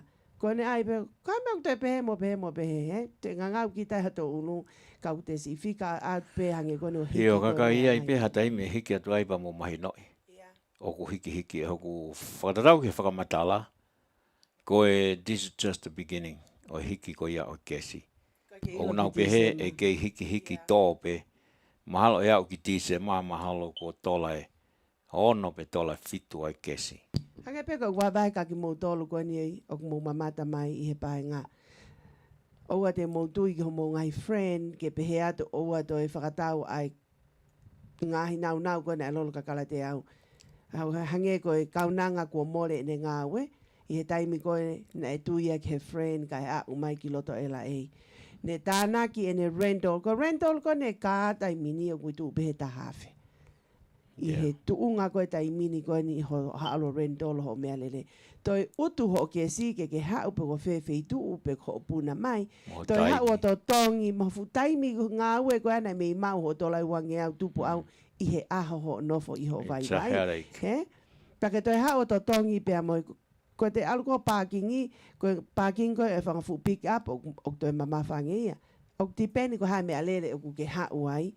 I hono parkingi, Pake te kui halewa o to e lue fu vela o pito a ela e ni ko hingana ku ke hata te ki te ke mauha mea to koni. Koe e rinsi.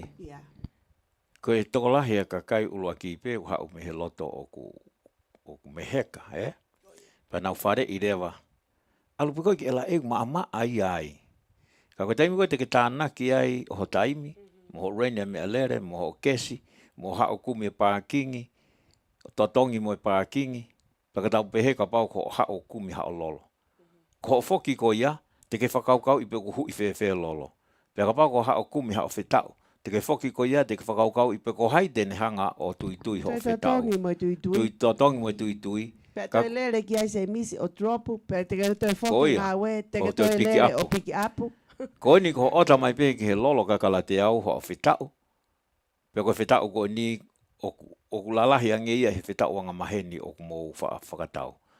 Pe ko whetau ko ni o ku ke tā mai pe pa hanga rinsi o show atu ai u leisi. Pa ke piki mai pe koe pe ko whea leisi ho manako. So ange, kai te ke toi hela koe lue hela a tau te whitu ke taimi vela koe ni. Ko ota mai pe rinsi o ko whea mai ku leisi. Pe atu e rinsi ai ata ko ia o leisi. Pa ke pe mai I o ko sa ia leisi ko ia. Pe ke totongi rewa ai praise ko ia koe lolo ka kala te au. Pe ke taritari pe koe ai tiriwa tu pe ko matawhare. Moko kai te ke toi hela. Ka ko hao ko ia koe hao tui ki hataha. O alo koe ki ala e io maa I ala e. Ka ko tānaki koe ngahi mea koe ni. Ka pau ko hao mea steiti kehe. Puna mai ki heni te whakau I honofo anga. Pe ko ne osan koe pa ke headache. Pe hange ko whewhine ko eni. Tui ko hono friendly pe hao ia pa whoki atu. Ko sta utu mai friendly ia he ngā ue. Pe ato whoki rewa o start from square one. Koe ki whakatonga atu pe ho ki mo kainga. O ikai koe whakahoko o e whaifatongia ko eni a lolo kakala te au. Koe tau mua ke mau hapa anga. No.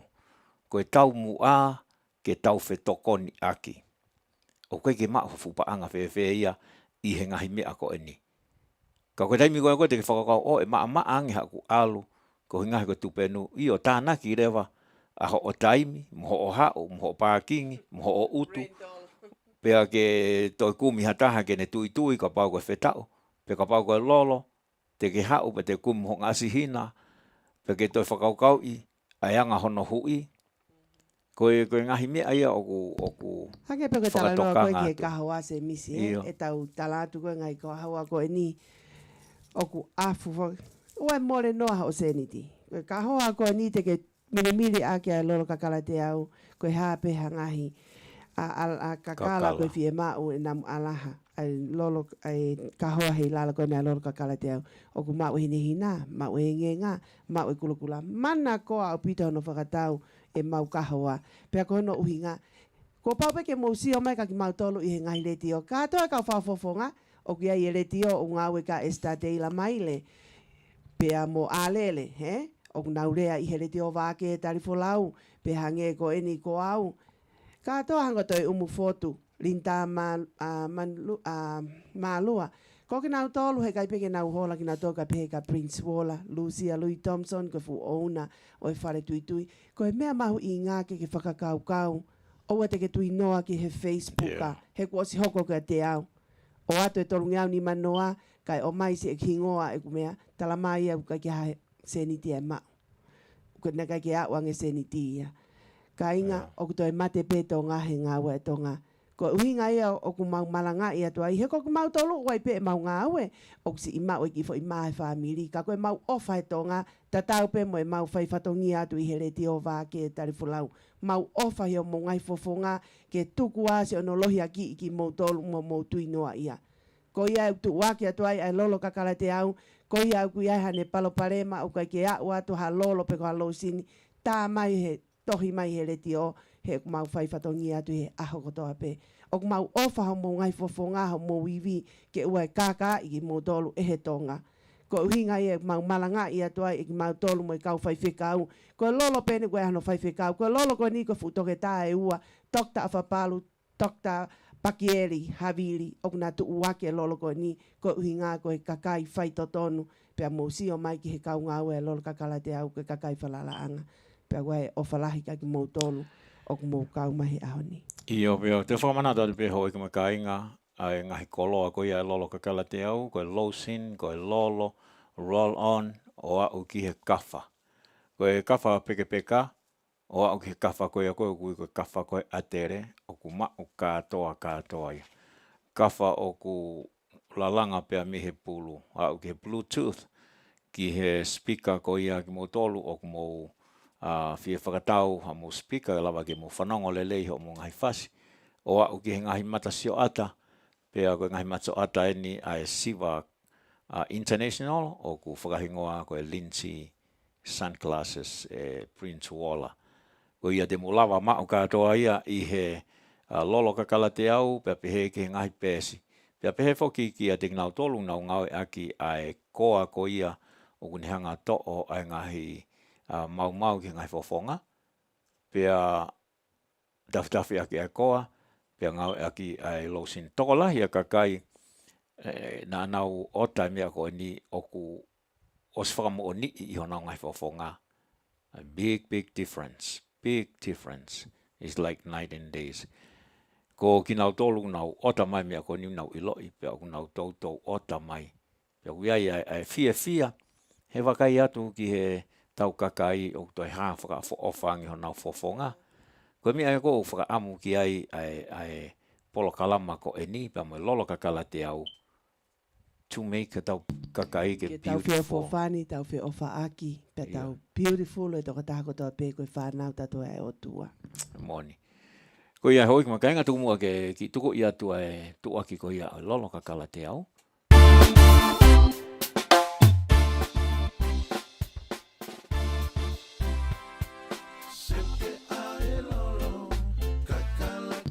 Mata pe ki he pe kau fi nau mea fo me mili ngi la ki ai lolo kakala te au ka pe fo no hoa fa nga beautiful ale le mea fo oua talk show at he moni te ai poko puna o esta de la maile pe mo hiko maile en el motolo I ai lolo kakala te au a Serene tai ese ai a gui ki ai wharekoloa ko ni he sila pelua ai Serene store Toa.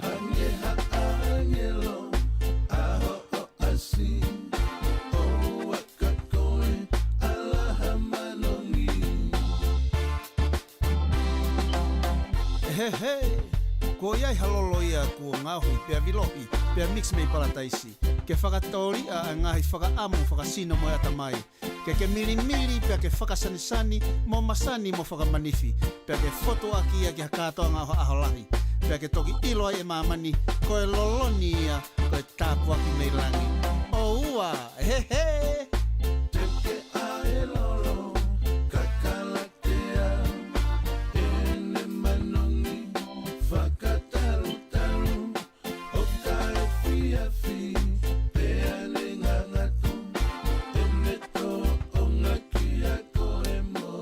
Ko ia hoi ki kainga ko e lolo kakala te au ia, mo ngahi nau o ko o atu ke tokoni I ho tau kainga tonga pea I he lolo kakala te au, uke ai ngahi nau ko ni, hange ko e mono, ko e whetau, au ki he kawha, ko e kahoa hei lala ko ni utui atu e rinti, pea pehe ki he ngahi kahoa, mo ngahi sei, o ko tuaki mai pia mi Hawaii e toi umufotu, pea pehe ki he ngahi mata sio ata, a pehe foki ki he koa ko ia o ku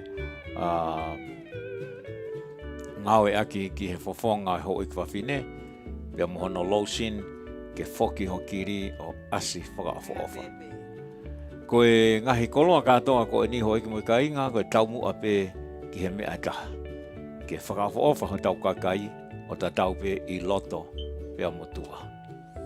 Koe ia ku atua e whakaawhika te mo tolu, mo ngau e haki a lolo ka kalate au pia koe atua mo kore whakaosi. Ke mo kataki tuku pe a hono hui o losin pa mo e lolo ki a linsi po mea. Pea ko ki mo tolu ko ni San Bernardino, pe ko LA, vahe San Bernardino o ku mo fie mao ke ngau e kia kivas, hoa taha ua, tatau pe koe aho pe koe po uri, taim walu pongpongi, taim walu e fiafi, fetu tak mai rewa ke fika telefoni fitu ono noa, ono walu ono, taha ono fitu, noa ua. Fitu ono noa, ono walu ono, noa ua, ki mo tolu mo fie ngau e, caregivers, I he taimi walu pongpongi, walu e fiafi ki he walu pongpongi. Hoa ua wha, ka koe hoa taha ua, mo ka take fitu take mai, fitu ono noa, ono walu ono, noa ua, o whātu ke te au linsi po me.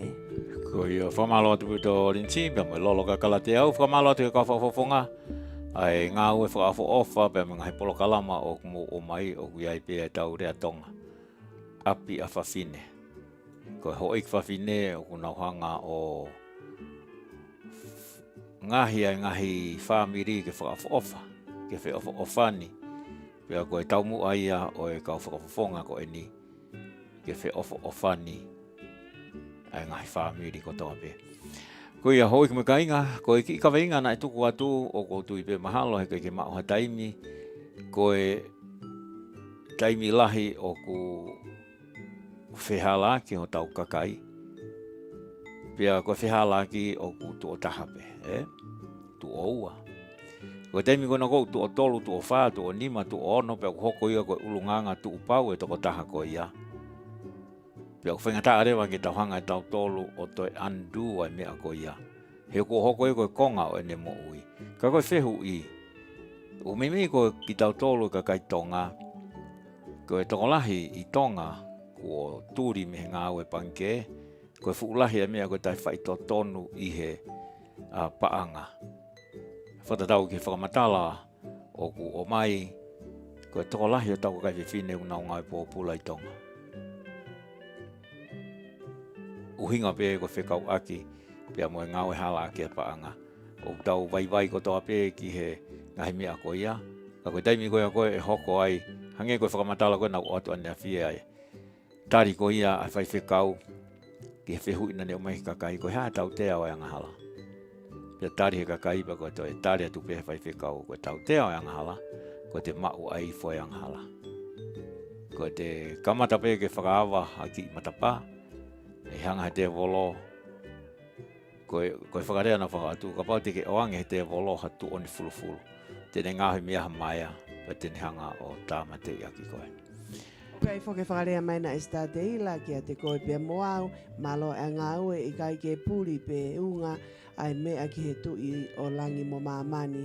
Mea pango koe ngahi fōtunga uki kai lelei mo tāu, o tō kai ai a fio, ai o tua i he mea kotoa pe o kulotui e he kau whaiwhekau. Moni pe ai pupunga i lea te kei, ia a lei mhono fu mei sisi ko ia o ku whakahoko e tau ngā ue i he lolo kakalati au. Malo esta. Ko ia pa koe hange ko lau koe nei ai ngai popula.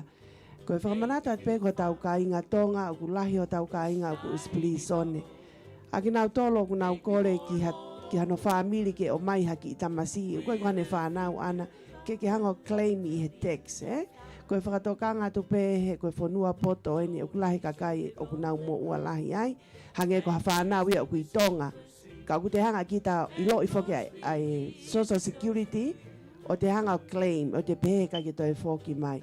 Mana tu i o ku koe whakatokanga mai en me toko taha unga uhe IRS o stoko lahi o tau kai ngā tonga o ku nau i he please one ko i ngā koe nau kore haki i whanau hano toko ua ke tohi i he nā text ke mau e paanga lahi.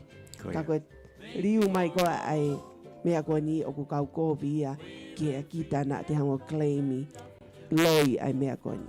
Koe koe tau taimi o se minite nima pea mei he taha. Koe ahoni polokalama tuai ai whanau pea mo e toke tā, pea koe toke tā ko e ni o ku Dr. Patel. Ai koe hingoa whaka India. Koe hingoa e ua o ku iloa i he kau India i Amerikani. Koe Patel, pea mo Singh. Ongo hingoa ia e ua, pea koe mime koe mala e o ku iloa i ki nau tolu ai medical. Koe kau India o ku mime i ke nau iloa. I Victor Vilani koe tokotaha koe a koe o ku CEO pe kuni hanga o pure i whakakatoa ai medical department koe a koe i he high desert koe toke tā ko Patel. Ia. Ko se fo koe a koe ki toke tā o ku polokalama mo whanau he aho ni o ku whakaosi Patel.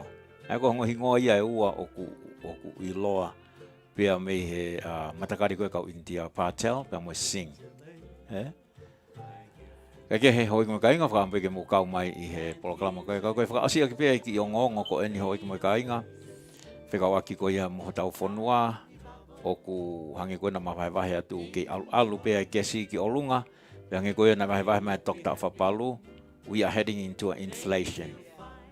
Inflation is not a good news.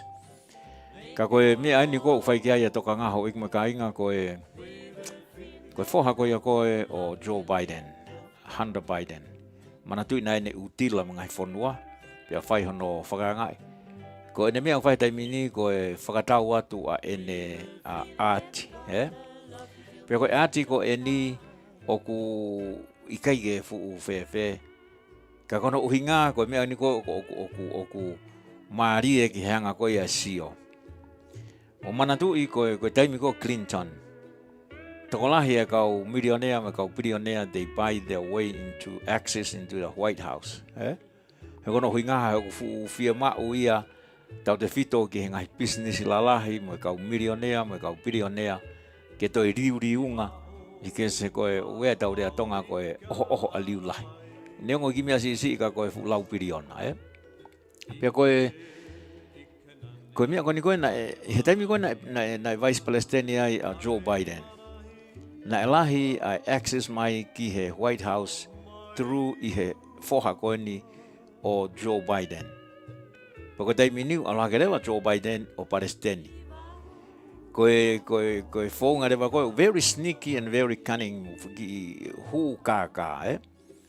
Koe whakatau koe a koe o ngahi ati ko ni. O ku kamata pia mi he fitumano ni maafe o alu ki he vai ua miliona. Ai fo i ati e taha. Ati ko ni ko e tā wariwari pe ai foha ko ni o Joe Biden. Pako tā wariwari ko ia o ku ikai ko ha tā wariwari ha taha o ku professional. Ko ne o mai pe ai ki mea hangi astora puhi pe ki he pepa. Pea osi pe ko ia ba frame. O ku ikai ko fo i tā wariwari o mahu inga. O ko tā wariwari o mahu inga. Ko mea ngani ko o tonu ke mo whakaukau ki ai. O ku kaka ko e mea ko eni. O ku iai hata wariwari pe he e au ki he vai ua miliona. No. Pia koe foi mea ne taha. O ku ikai ke ngofua ke ilo hataha ko hai o ku ne whakatau a tā wariwari. Ko mea ko tau sio koe ki ai o ku kaka. O koe i whema uia ke ilo ko hai o ne whakatau huai.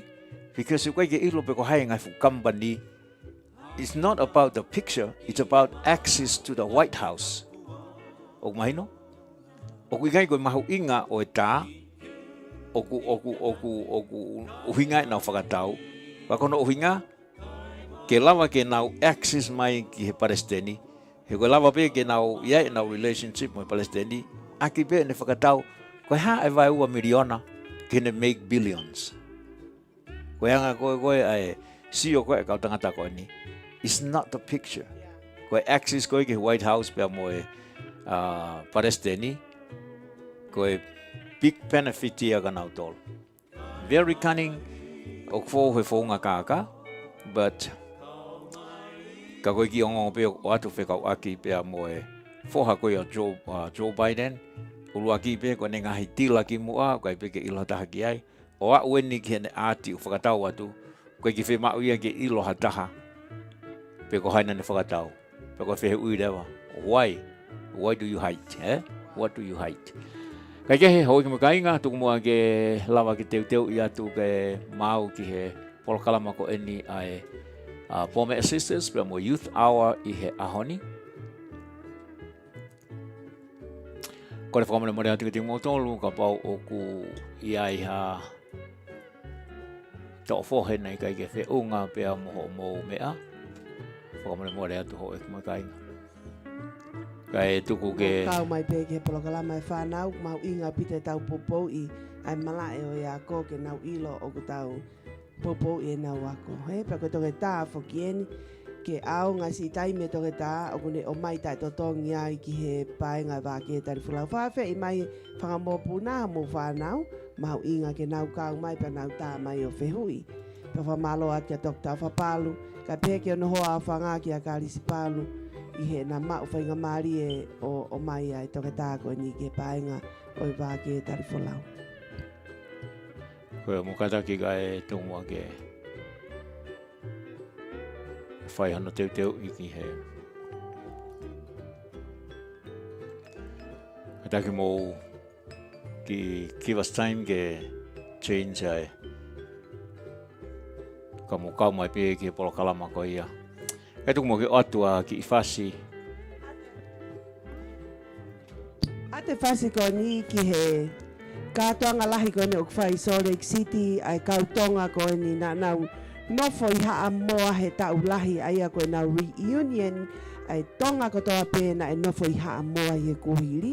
Fukatoanga ko ni o kawat kia si lua ki moana tau whawola pia mo ki nau tolo ofa pā kofi a ki nau tona nau nofo i haa moa o ku nau kātoanga i nai whai hula hula ne pōpa koe aho ni o kwhai a kātoanga ko ni i Salt Lake City. Ofa atka ki mo tolo kau tonga ko toa pēna nau nofo i American Samoa i haa moa o nau nofo i Amerikani he reunion i ko ni. Tā ia tā nau whase mis.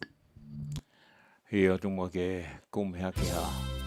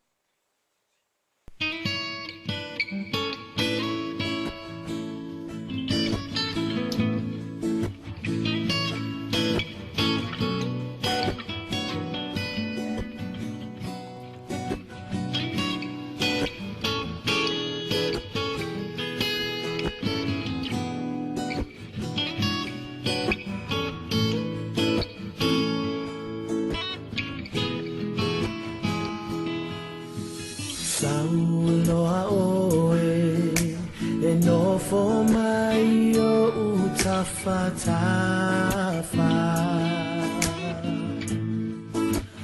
Ole amatana o sita mafutana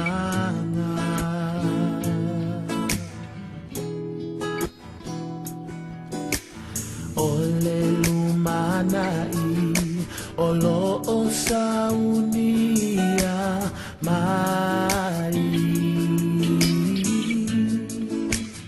Motato uma eva ai Mona yo uso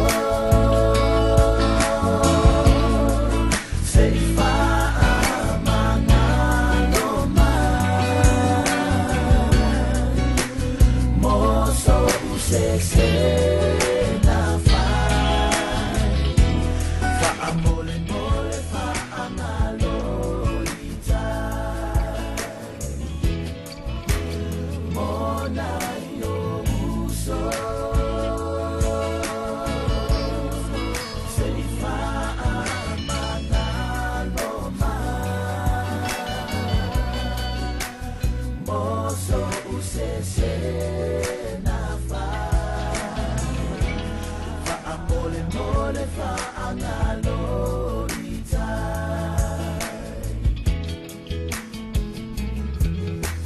lo uso o le au te whaato e se ai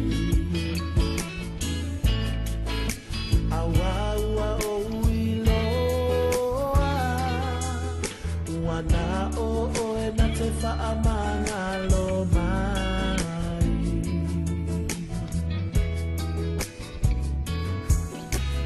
o le lumanai o lo o saunia mai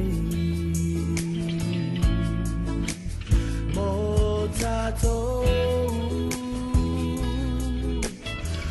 ma e vai mo na yo uso se fa amangalo mo so use se na fa amole mole fa amalo ita mo na yo uso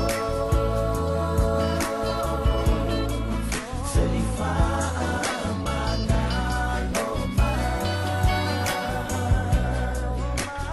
mo so use se na fa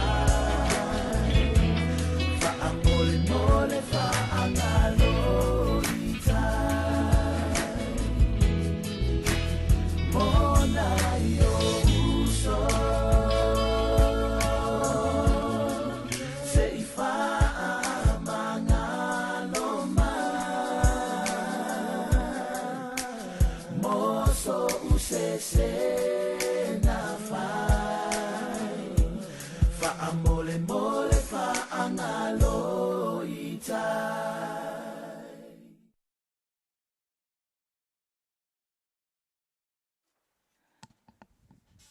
Malole tonga. Talofa lava Samoa. Kia ora, New Zealand. Pula Vinaka Fiji. Aloha Hawaii. And hello, America. My name is Marie Pome'e. And my name is Salote Anasini Pome'e. And my name is Paulina Kita Rita Pome'e. And welcome to Vake Tali Folau Youth Hour. Today we will be having program with Dr. Elisa, and she's a friend of Dr. Afapalu. So we thank Dr. Afapalu for bringing her onto the radio today, and she will be joining us at 1:30 1:30. And we also just found out that today is the big feast for Tongans who live in Samoa, and so so that's why they're playing Samoan music. And also Samoa went against Tongan rugby yesterday, but that's okay. But yeah, so congratulations to Samoa for winning the rugby game yesterday against us. And so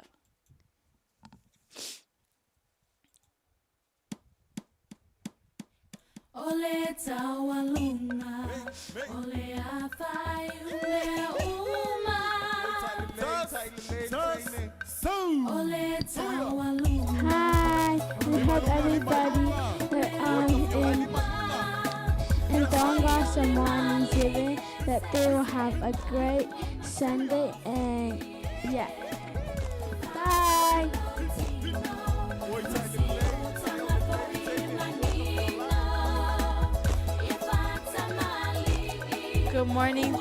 Good afternoon to Mary Melilatu. Thank you for joining our program, and Ofa Atu.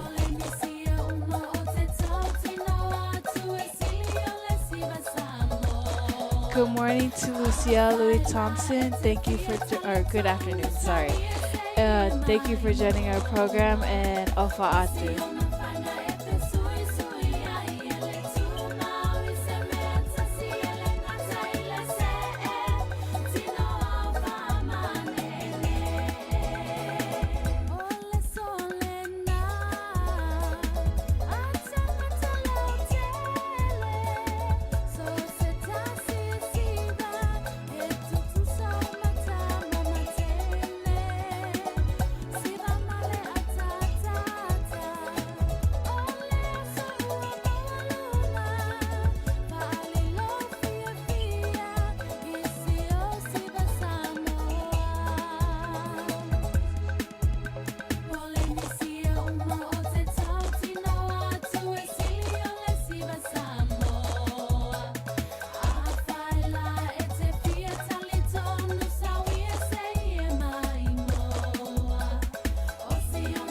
Oh, and also, we want to say hello to our cousin Swane, because he always watches our radio. So, hi Swane, we love you.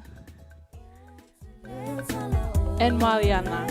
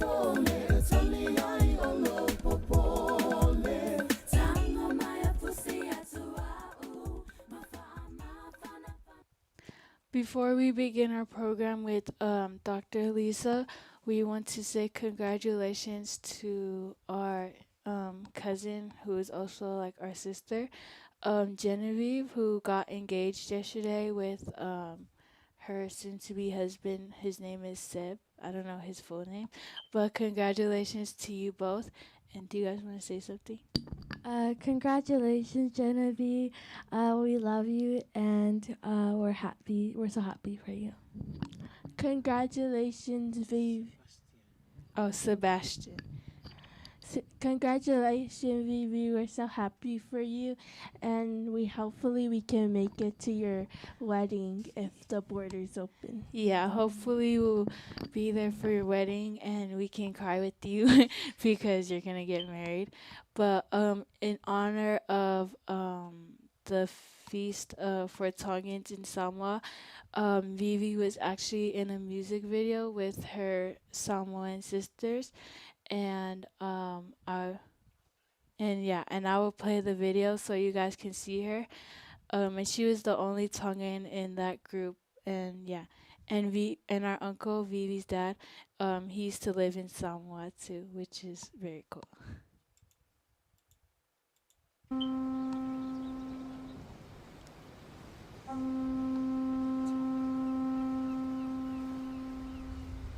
You once walked the earth with the uncertainties of life, but you continue to persevere, leaving an imprint on every soul that came into your sight. Ole tamaita Samoa. Ole toa, ole ainga. Pacific woman whose courage has no boundaries, nor is it confined. She fearless, fierce, compassionate, wise. Her love is unconditional, loving, kind.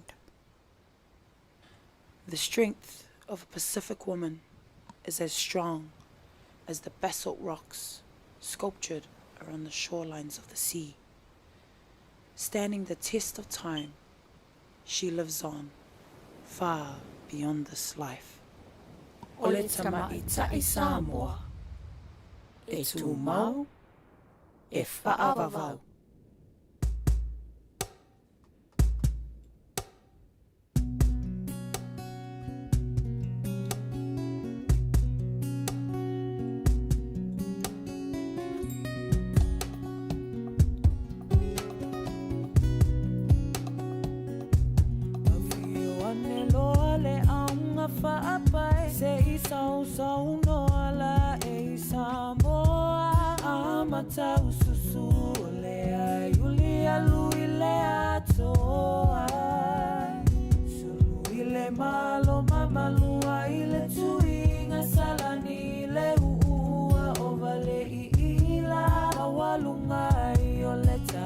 So wasilile mata ina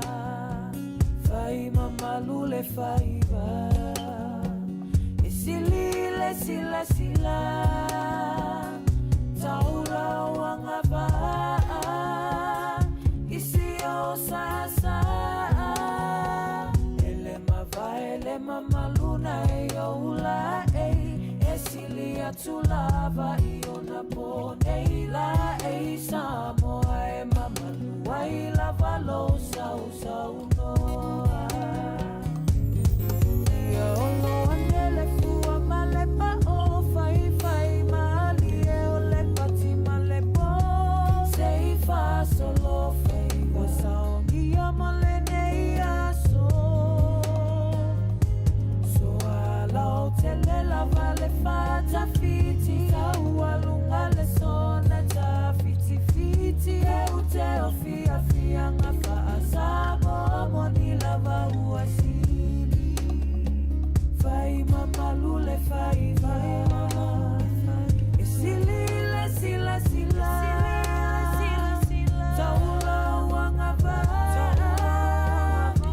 isio sasa ele mama luna youla esilia tulava iona poneila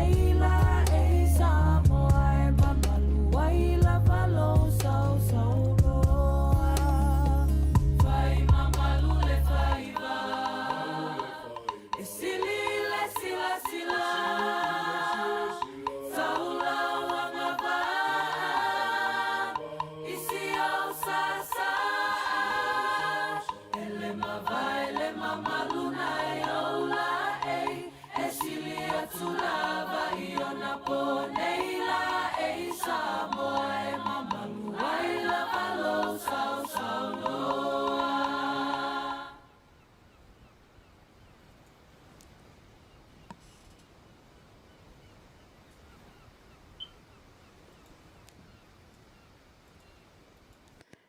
So congratulations to our to Genevieve again, and we're happy for you. And yeah, so thank you everyone who is watching. Good afternoon to Esther Taylor. Thank you for joining our program in Alpha Atu. So while we set up the radio for to interview Dr. Elisa. We will play a song before we bring her in.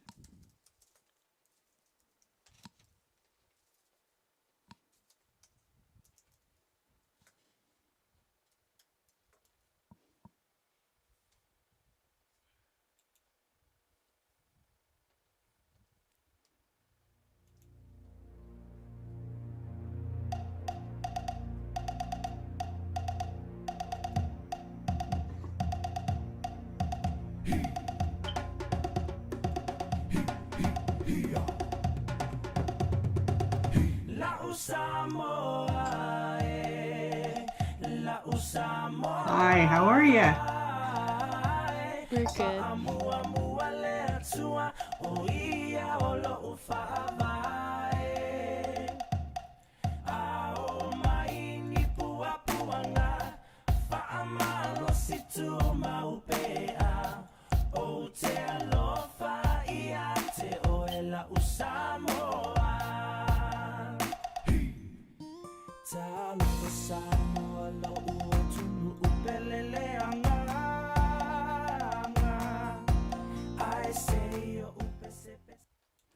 Okay, so now we will be bringing Dr. Elisa into our program today. Good afternoon, Dr. Elisa. Well, hi. How are you? Good. How are you? I'm good. That's good. We want to say thank you for taking the time to let us interview you today, and we're hoping that you're having a great week so far, or weekend. Definitely. I hope you too are doing okay. Thank you. So we would like to introduce ourselves before we get started. So my name is my name is Marie Pome'e. My name is Solote Pome'e. And my name is Paulina Pome'e. Yeah, and we're the Pome'e sisters. Great. So we will each be asking questions, and then you can just answer however you like. I am so glad that you're asking me questions because I was terrified that I was going to have to come up with something to say. No, if you ask me questions, that's perfect. Oh yeah, we have questions ready for you. Wonderful. So my first question is, what inspired you to be what you are today? Oh, so that's a really big question because I keep asking myself, what am I anyway? When I was your age, I wanted to be a scientist. And that was my passion. I just knew that was the only thing for me because I was smart and I didn't like people. So of course I was going to be a scientist. Now I'm almost 50 and things have changed a lot. I have been so many people since then. I've been a scientist, I've been a mom, I've been a photographer, I've been an artist, I've been a cake decorator, I've been a coach, I've been, I worked at Lowe's, selling electrical supplies. So, but so far as inspiration for doing interesting things in life, I think my mother was a very good inspiration for me. She is always learning new things. She's never afraid to fail, or if she is, she does it anyway. And that gave me a really good example to just go and try stuff. So yay, mothers. That's awesome. And so Lotte will ask you the next question. Hi, my question for you is, what do you enjoy about your job? Oh, so the other day I wouldn't have been able to answer that because last week I hated my job so much. Oh, but by Friday I liked my job again, which is good. I get to learn so much stuff. The problem is sometimes it's a bit too much. It's like people just throw projects at you and say, here, I want you to learn everything about this by tomorrow. Like, really? That's a bit much. It's fun. I'm learning about different diseases. I'm learning about different genetic modification concepts and methods. I'm learning about patents and how businesses run. It's a challenge, which is good, and I get to learn, which is nice. I don't like being bored. Yeah. Oh, that's awesome. Thank you for sharing. And Bolin, I will ask you the next question. My question for you is, does learning stop when you get a doctor or master degrees? Does learning stop, did you say? Yep, I'm done learning. No more learning for me. I think a doctorate degree, it makes you sound really smart when you say, yes, I'm Dr. Elisa, and that's cool, right? I like people to think that I'm smart, but really, what you learn most in a PhD is how to learn. You learn how to teach yourself stuff and you learn how to fail and keep going anyway. The hardest thing for most people in the PhD is the amount of failure that you have to go through. You fail and fail and fail. And since we're on that topic, I made a list of all the things I failed at. That's awesome. And these are just fun things. I tried so much stuff and failed at so much stuff. This doesn't even include the stuff that I failed in during my PhD. This is just life stuff that I failed at. Mm-hmm. And I'm really glad that I had the PhD because I'm not as afraid of failure as I might have been otherwise. I gotta show you a picture. Let's see if I can do this. Hang on. I gotta show you this. Oh, okay. I can't. Yes, I can. I can show you. Watch me learn how to figure this out. 1 second. I gotta show you some of my best failures because they're hilarious. Hang on a sec. I even made a contest out of this. We'll see if you can actually see it. Hang on.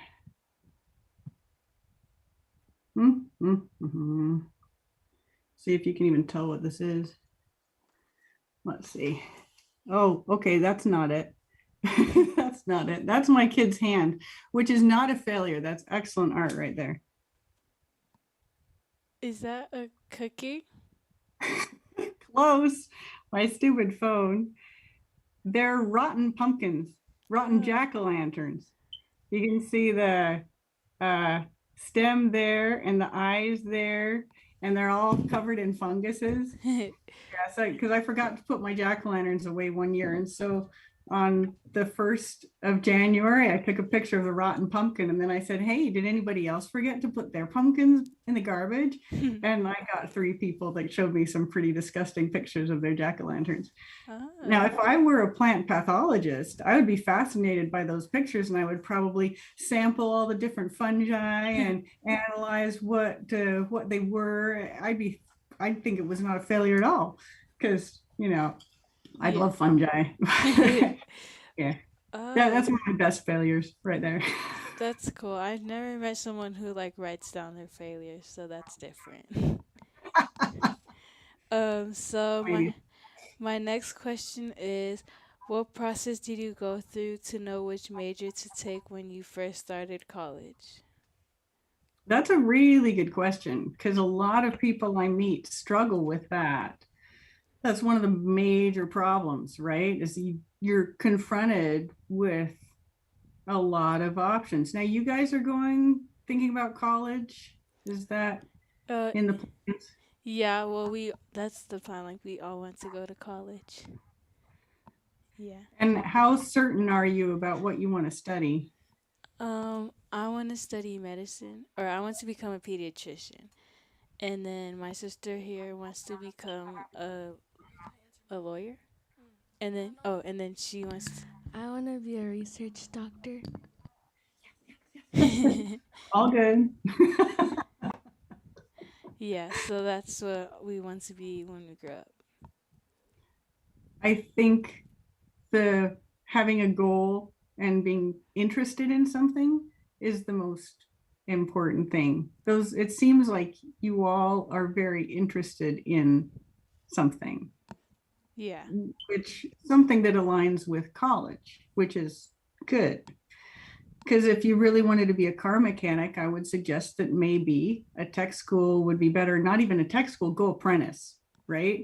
Yeah. But if you want to be a pediatrician or a research something, or, you know, I forget what the middle one was. A lawyer. Oh, yours? A lawyer. Oh, I'm sorry. She likes arguing, and she talks a lot. Perfect. Yes. Oh, the lawyers I work with definitely like arguing, and they talk a lot. So that's perfect. Yeah. Yeah, I mean, if what you're interested in aligns with college, then that's perfect. I always liked school, so I was comfortable there, and I wasn't too smart for school. It wasn't boring for me, and I wasn't too dumb. It wasn't too hard. It was a struggle, but not too bad. So, but at first I wanted to be an engineer, an animal scientist, and a botanist. So over time I had to narrow it down, and I just went by what was the most fun. Yeah. Not by what made the most money, and sometimes I regret that. Yeah. But I don't think I could have. You can't make it through an advanced degree if you don't really enjoy what you're studying. Yeah. You have to like it. If you go in it for the money, it's not going to work. Though I have to say, so this job is my first experience in law. I've never even thought of doing law before. And I got this job because they're the only people who would hire me. Like, I've been a mom for 10 years now. And, you know, I do stuff, decorate cakes and work at Lowe's. But nobody thought I could do anything else because I've been doing that for so long. So when my husband's friend said, hey, we'll hire you to work at the law firm, I'm like, okay, yay, I'll take it. But it's been really challenging because it's not something that I ever saw myself doing. I'm like, a law something? is that even fun? So yeah, sometimes I find myself saying, what the heck am I doing? And then something fun comes along and I'm like, oh yeah, this is awesome. But yeah, it's, the curves that life throws at you sometimes can be hard to write out. But it's good to have a goal and good to go for it. And then when life throws you a curveball, you just take the next thing that comes along. Yeah. Never give up. Thank you for sharing. And Saloti will ask you the next question. Oh, also, how do you say your last name? Because we were trying to pronounce it, but it's kind of hard. Give it a shot. Try it. Let me see what you came up with. Oh, wait, let me. Is it Dr. Rama Krishnan? That's very good. That's excellent. Yep. Oh. If you just sound it out, it's fine. Okay. So with my American accent, it sounds like Ramakrishnan. In an Indian accent, they would probably, I can't do it very well. I sound horrible when I try an Indian accent. Ramakrishnan. Oh, that's a nice last name. Yeah, my husband, when we got married, he said, well, I ought to change my last name to Paulson. And I said, no, I want to have Ramakrishnan for a last name. That's very cool. Yeah. But when people meet me, or like I was at a hotel the other day and he looks at my name and he says, huh? Like, yeah, my husband's from India. No, I'm not really Indian. Yeah. Ramakrishnan. That works very well. Good job. Thank you. And Saloti will now ask you her question. My next question for you is, what strategies did you use to be successful in college? Lots of studying. But I didn't really enjoy much of other things. I really liked learning. I was in fun classes. I was dissecting animals and plants, and I had fun people that I was studying with. So, that wasn't really a problem. But I would say definitely have a supportive friend group, supportive people around you. Like, I was lucky I had my grandparents living with me the first 2 years I lived with them. I thought I was so independent. I graduated high school and I'm like, I'm going to go to college. And I went to live with my grandparents in St. George, Utah. Oh. And I went there because it was cheap because I got a full tuition scholarship. And so I felt pretty spiffy about myself. But what I realize now is that I was a bit of a jerk. They paid for my gas, they paid for my food, they paid for my rent. And when they would ask me to like vacuum the living room, I would be like, oh, I have to study. I did it anyway, but I was so bratty about it. Yeah. So yeah, it's not a bad idea to have some support your first couple of years, because it's hard having to do all the living stuff and study. Especially if you love to study and you don't want to do anything else, you're going to be living on dry ramen. That's yeah. Your younger self sounds like my sister. Cause she would she'll come for volleyball and then we'll all be cleaning and then she'll be like sleeping all day. So yeah. I totally understand that. I would be washing dishes with my chemistry book right by the sink because I was so mad I wanted to study. I didn't want to do dishes. Oh, yeah. Oh, that's awesome. And now, Paulina will ask you the next question. My question for you is, what are 3 things you wish you could have learned before you went to college? Oh, so actually, I think, wow, that's a good question. I wish that I had met more people like me when I was in high school. I didn't know anybody like me. I had a couple of friends that tolerated me, but the first time I ever met people that I really liked was in my science classes. I found people who were just as weird as I was. We were looking at slides of petrified wood from, 300 million years ago. and we were all geeking out about it. It was so much fun. I didn't know there were people like that out there, and I wish I'd have known that. You know, I wasn't so weird. There are lots of weird people out there. Yeah. Okay, that's awesome. You're not alone. You Yeah. know, it gets better. High school sucks. I mean, high school was fine for me, but college was great because there were so many people there that I really had fun with. And music, you know, we would have music nights, and they didn't do uncomfortable things for me. You know, no clubbing, stuff like that. No drinking. I wasn't really into that. So it's fun hanging out with people who you actually like. Yeah. Okay. Well, that's really awesome. And thank you for the advice as well. So my question for you is, what are 2 things that you could have changed to enhance your college experience? Well, I wish that I wasn't so shy. After I had kids, having kids really changed my life. I had to. So with my first, I only have 2, and with my first baby, she was so colicky. She would cry, and I wouldn't know why. And so I would sit there and stare at her and try to figure out what she was feeling and why.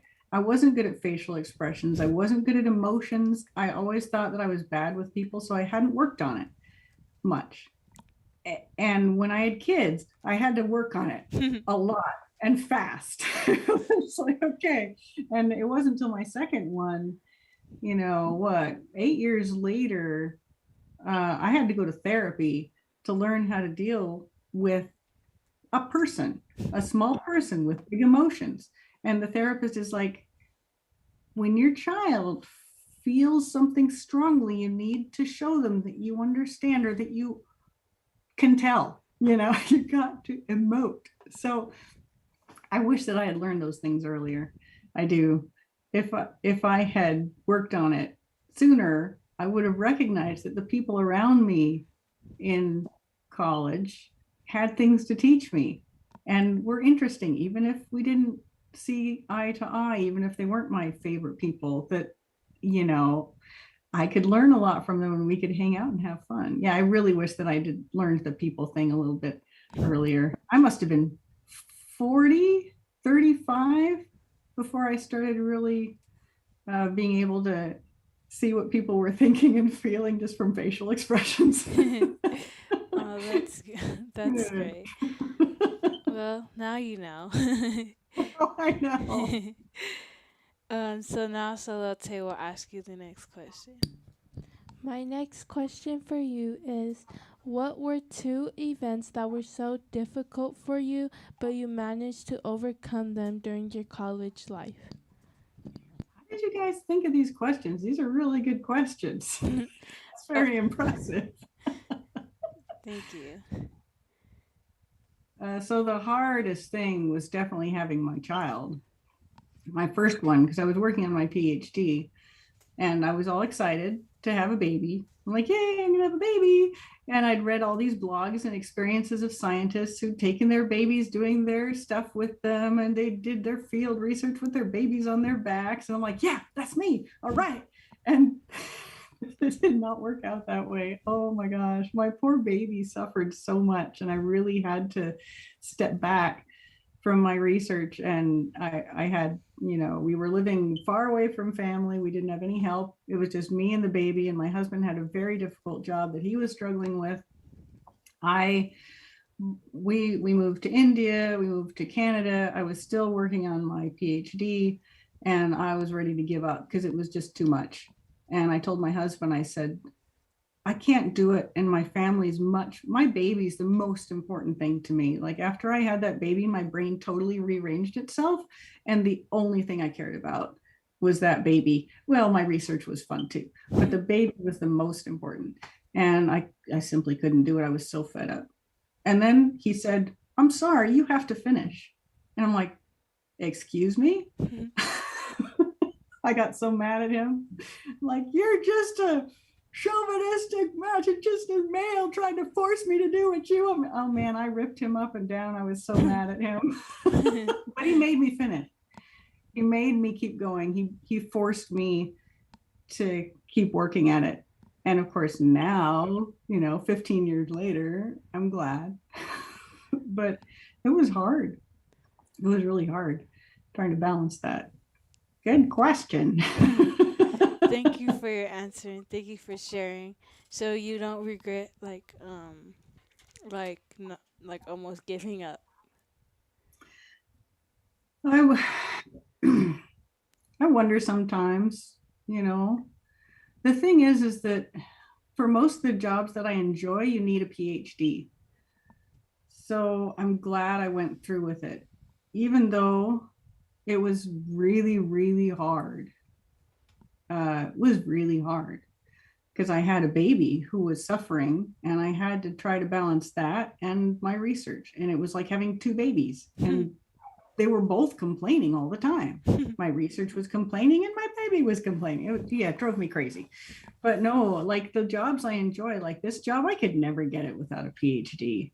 Like, no, even though my degree is now 10, 15 years old, I applied to places I applied to medical labs, I applied to scientific labs, I applied all over the place when I was looking to get back into the job market. Nobody would hire me because my degree was too old. But the law firm never would have hired me without a PhD. So yeah, I'm glad I have it. It gave me the foot back in the door. Plus, I know how to argue really well. I think better than I would have. Like PhD really teaches you, and law too, teaches you how to ask the right questions and how to think, how to think from all different points of view.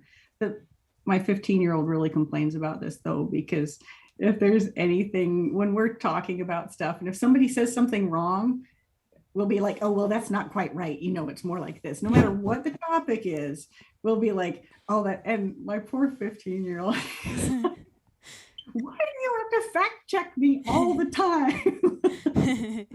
Yeah, that's a drawback. We got to work on that. That's awesome. And Paulina will ask you the next question. My question for you is, what are some of the challenges from your perspective that youths face today in high school and college?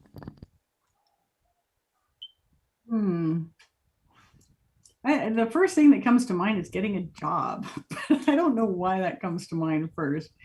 I just think that the job market's a lot different now than it was. Even when I was in college, it was changing. There was so much pressure to go to college that there wasn't much practical use behind it. And a lot of us couldn't really afford college. We were on loans, we were working our way through, and you get done with college, you've got these loans. Now, can you get a job? And a lot of college is not built around, can you get a job? A lot of it's built around learn all this stuff. But then none of us are independently wealthy, right? We're not hanging out in our castles just studying so we can go be cool people. And I don't know. I think that's the hardest thing is that, you get through all this education and you learn so much stuff. You're sitting in classes, memorizing things, and then suddenly you're thrown out and you have to get a job, and hopefully you won't end up at Lowe's for 10 years unless you enjoy that and want to be a manager and want to move up in the world. But I think the hardest thing is correlating what you learn with real life that comes afterwards. Now, research scientists, you start doing research as soon as you can. Like even as a bachelor's, if you can get in a lab and start doing that kind of stuff, it'll really help because you'll already be facing failure. And that's the most important thing to know how to do. And as a lawyer, we get students coming in for internships during the summer. And the people around me say all the time, no matter what you learn in school, it has nothing to do with what you're going to be doing in a law firm. So, get real experience as soon as you can. pediatrician, you've got so much school to go through before you get to do anything. I know. Don't kill the babies. Yeah. So yeah, I think that's the biggest challenge, is that we're not,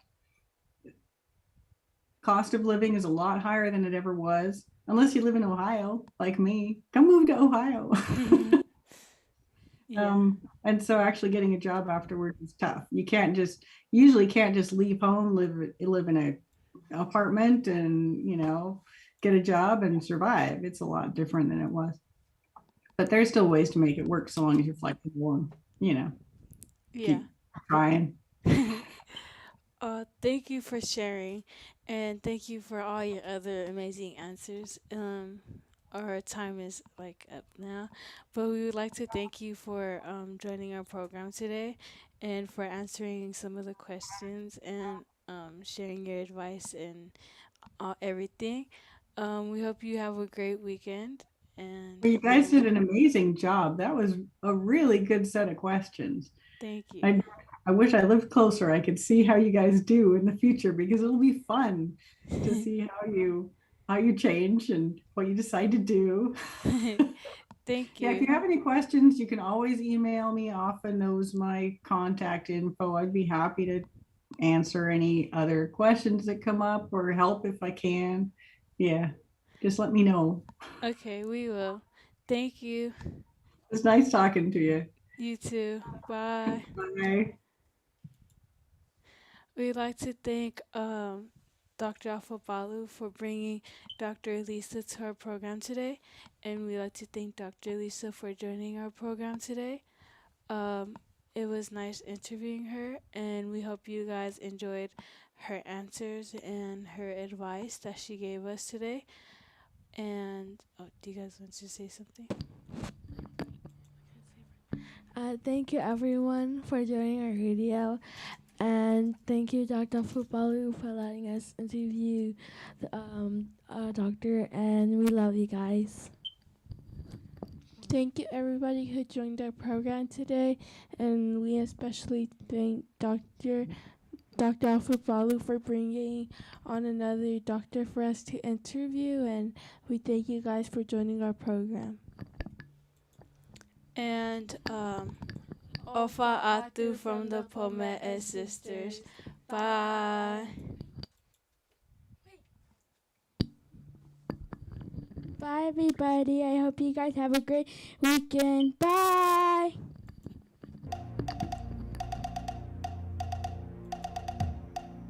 Bye, everyone. Love you.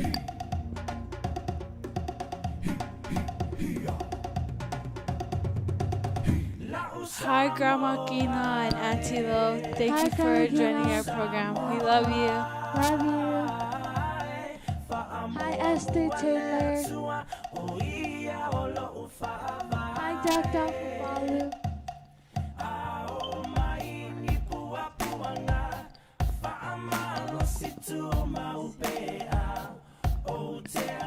Hi, Lucia Lee Thompson. Thank you for joining our program, Afatu. And goodbye to Swane and Mariana. We love you guys.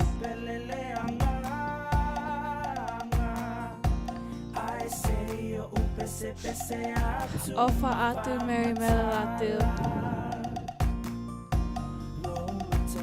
And also, don't forget that it's the feast for the Tongans that live in Samoa today, and that, and also congratulations to Samoa for beating us, but we will be coming back.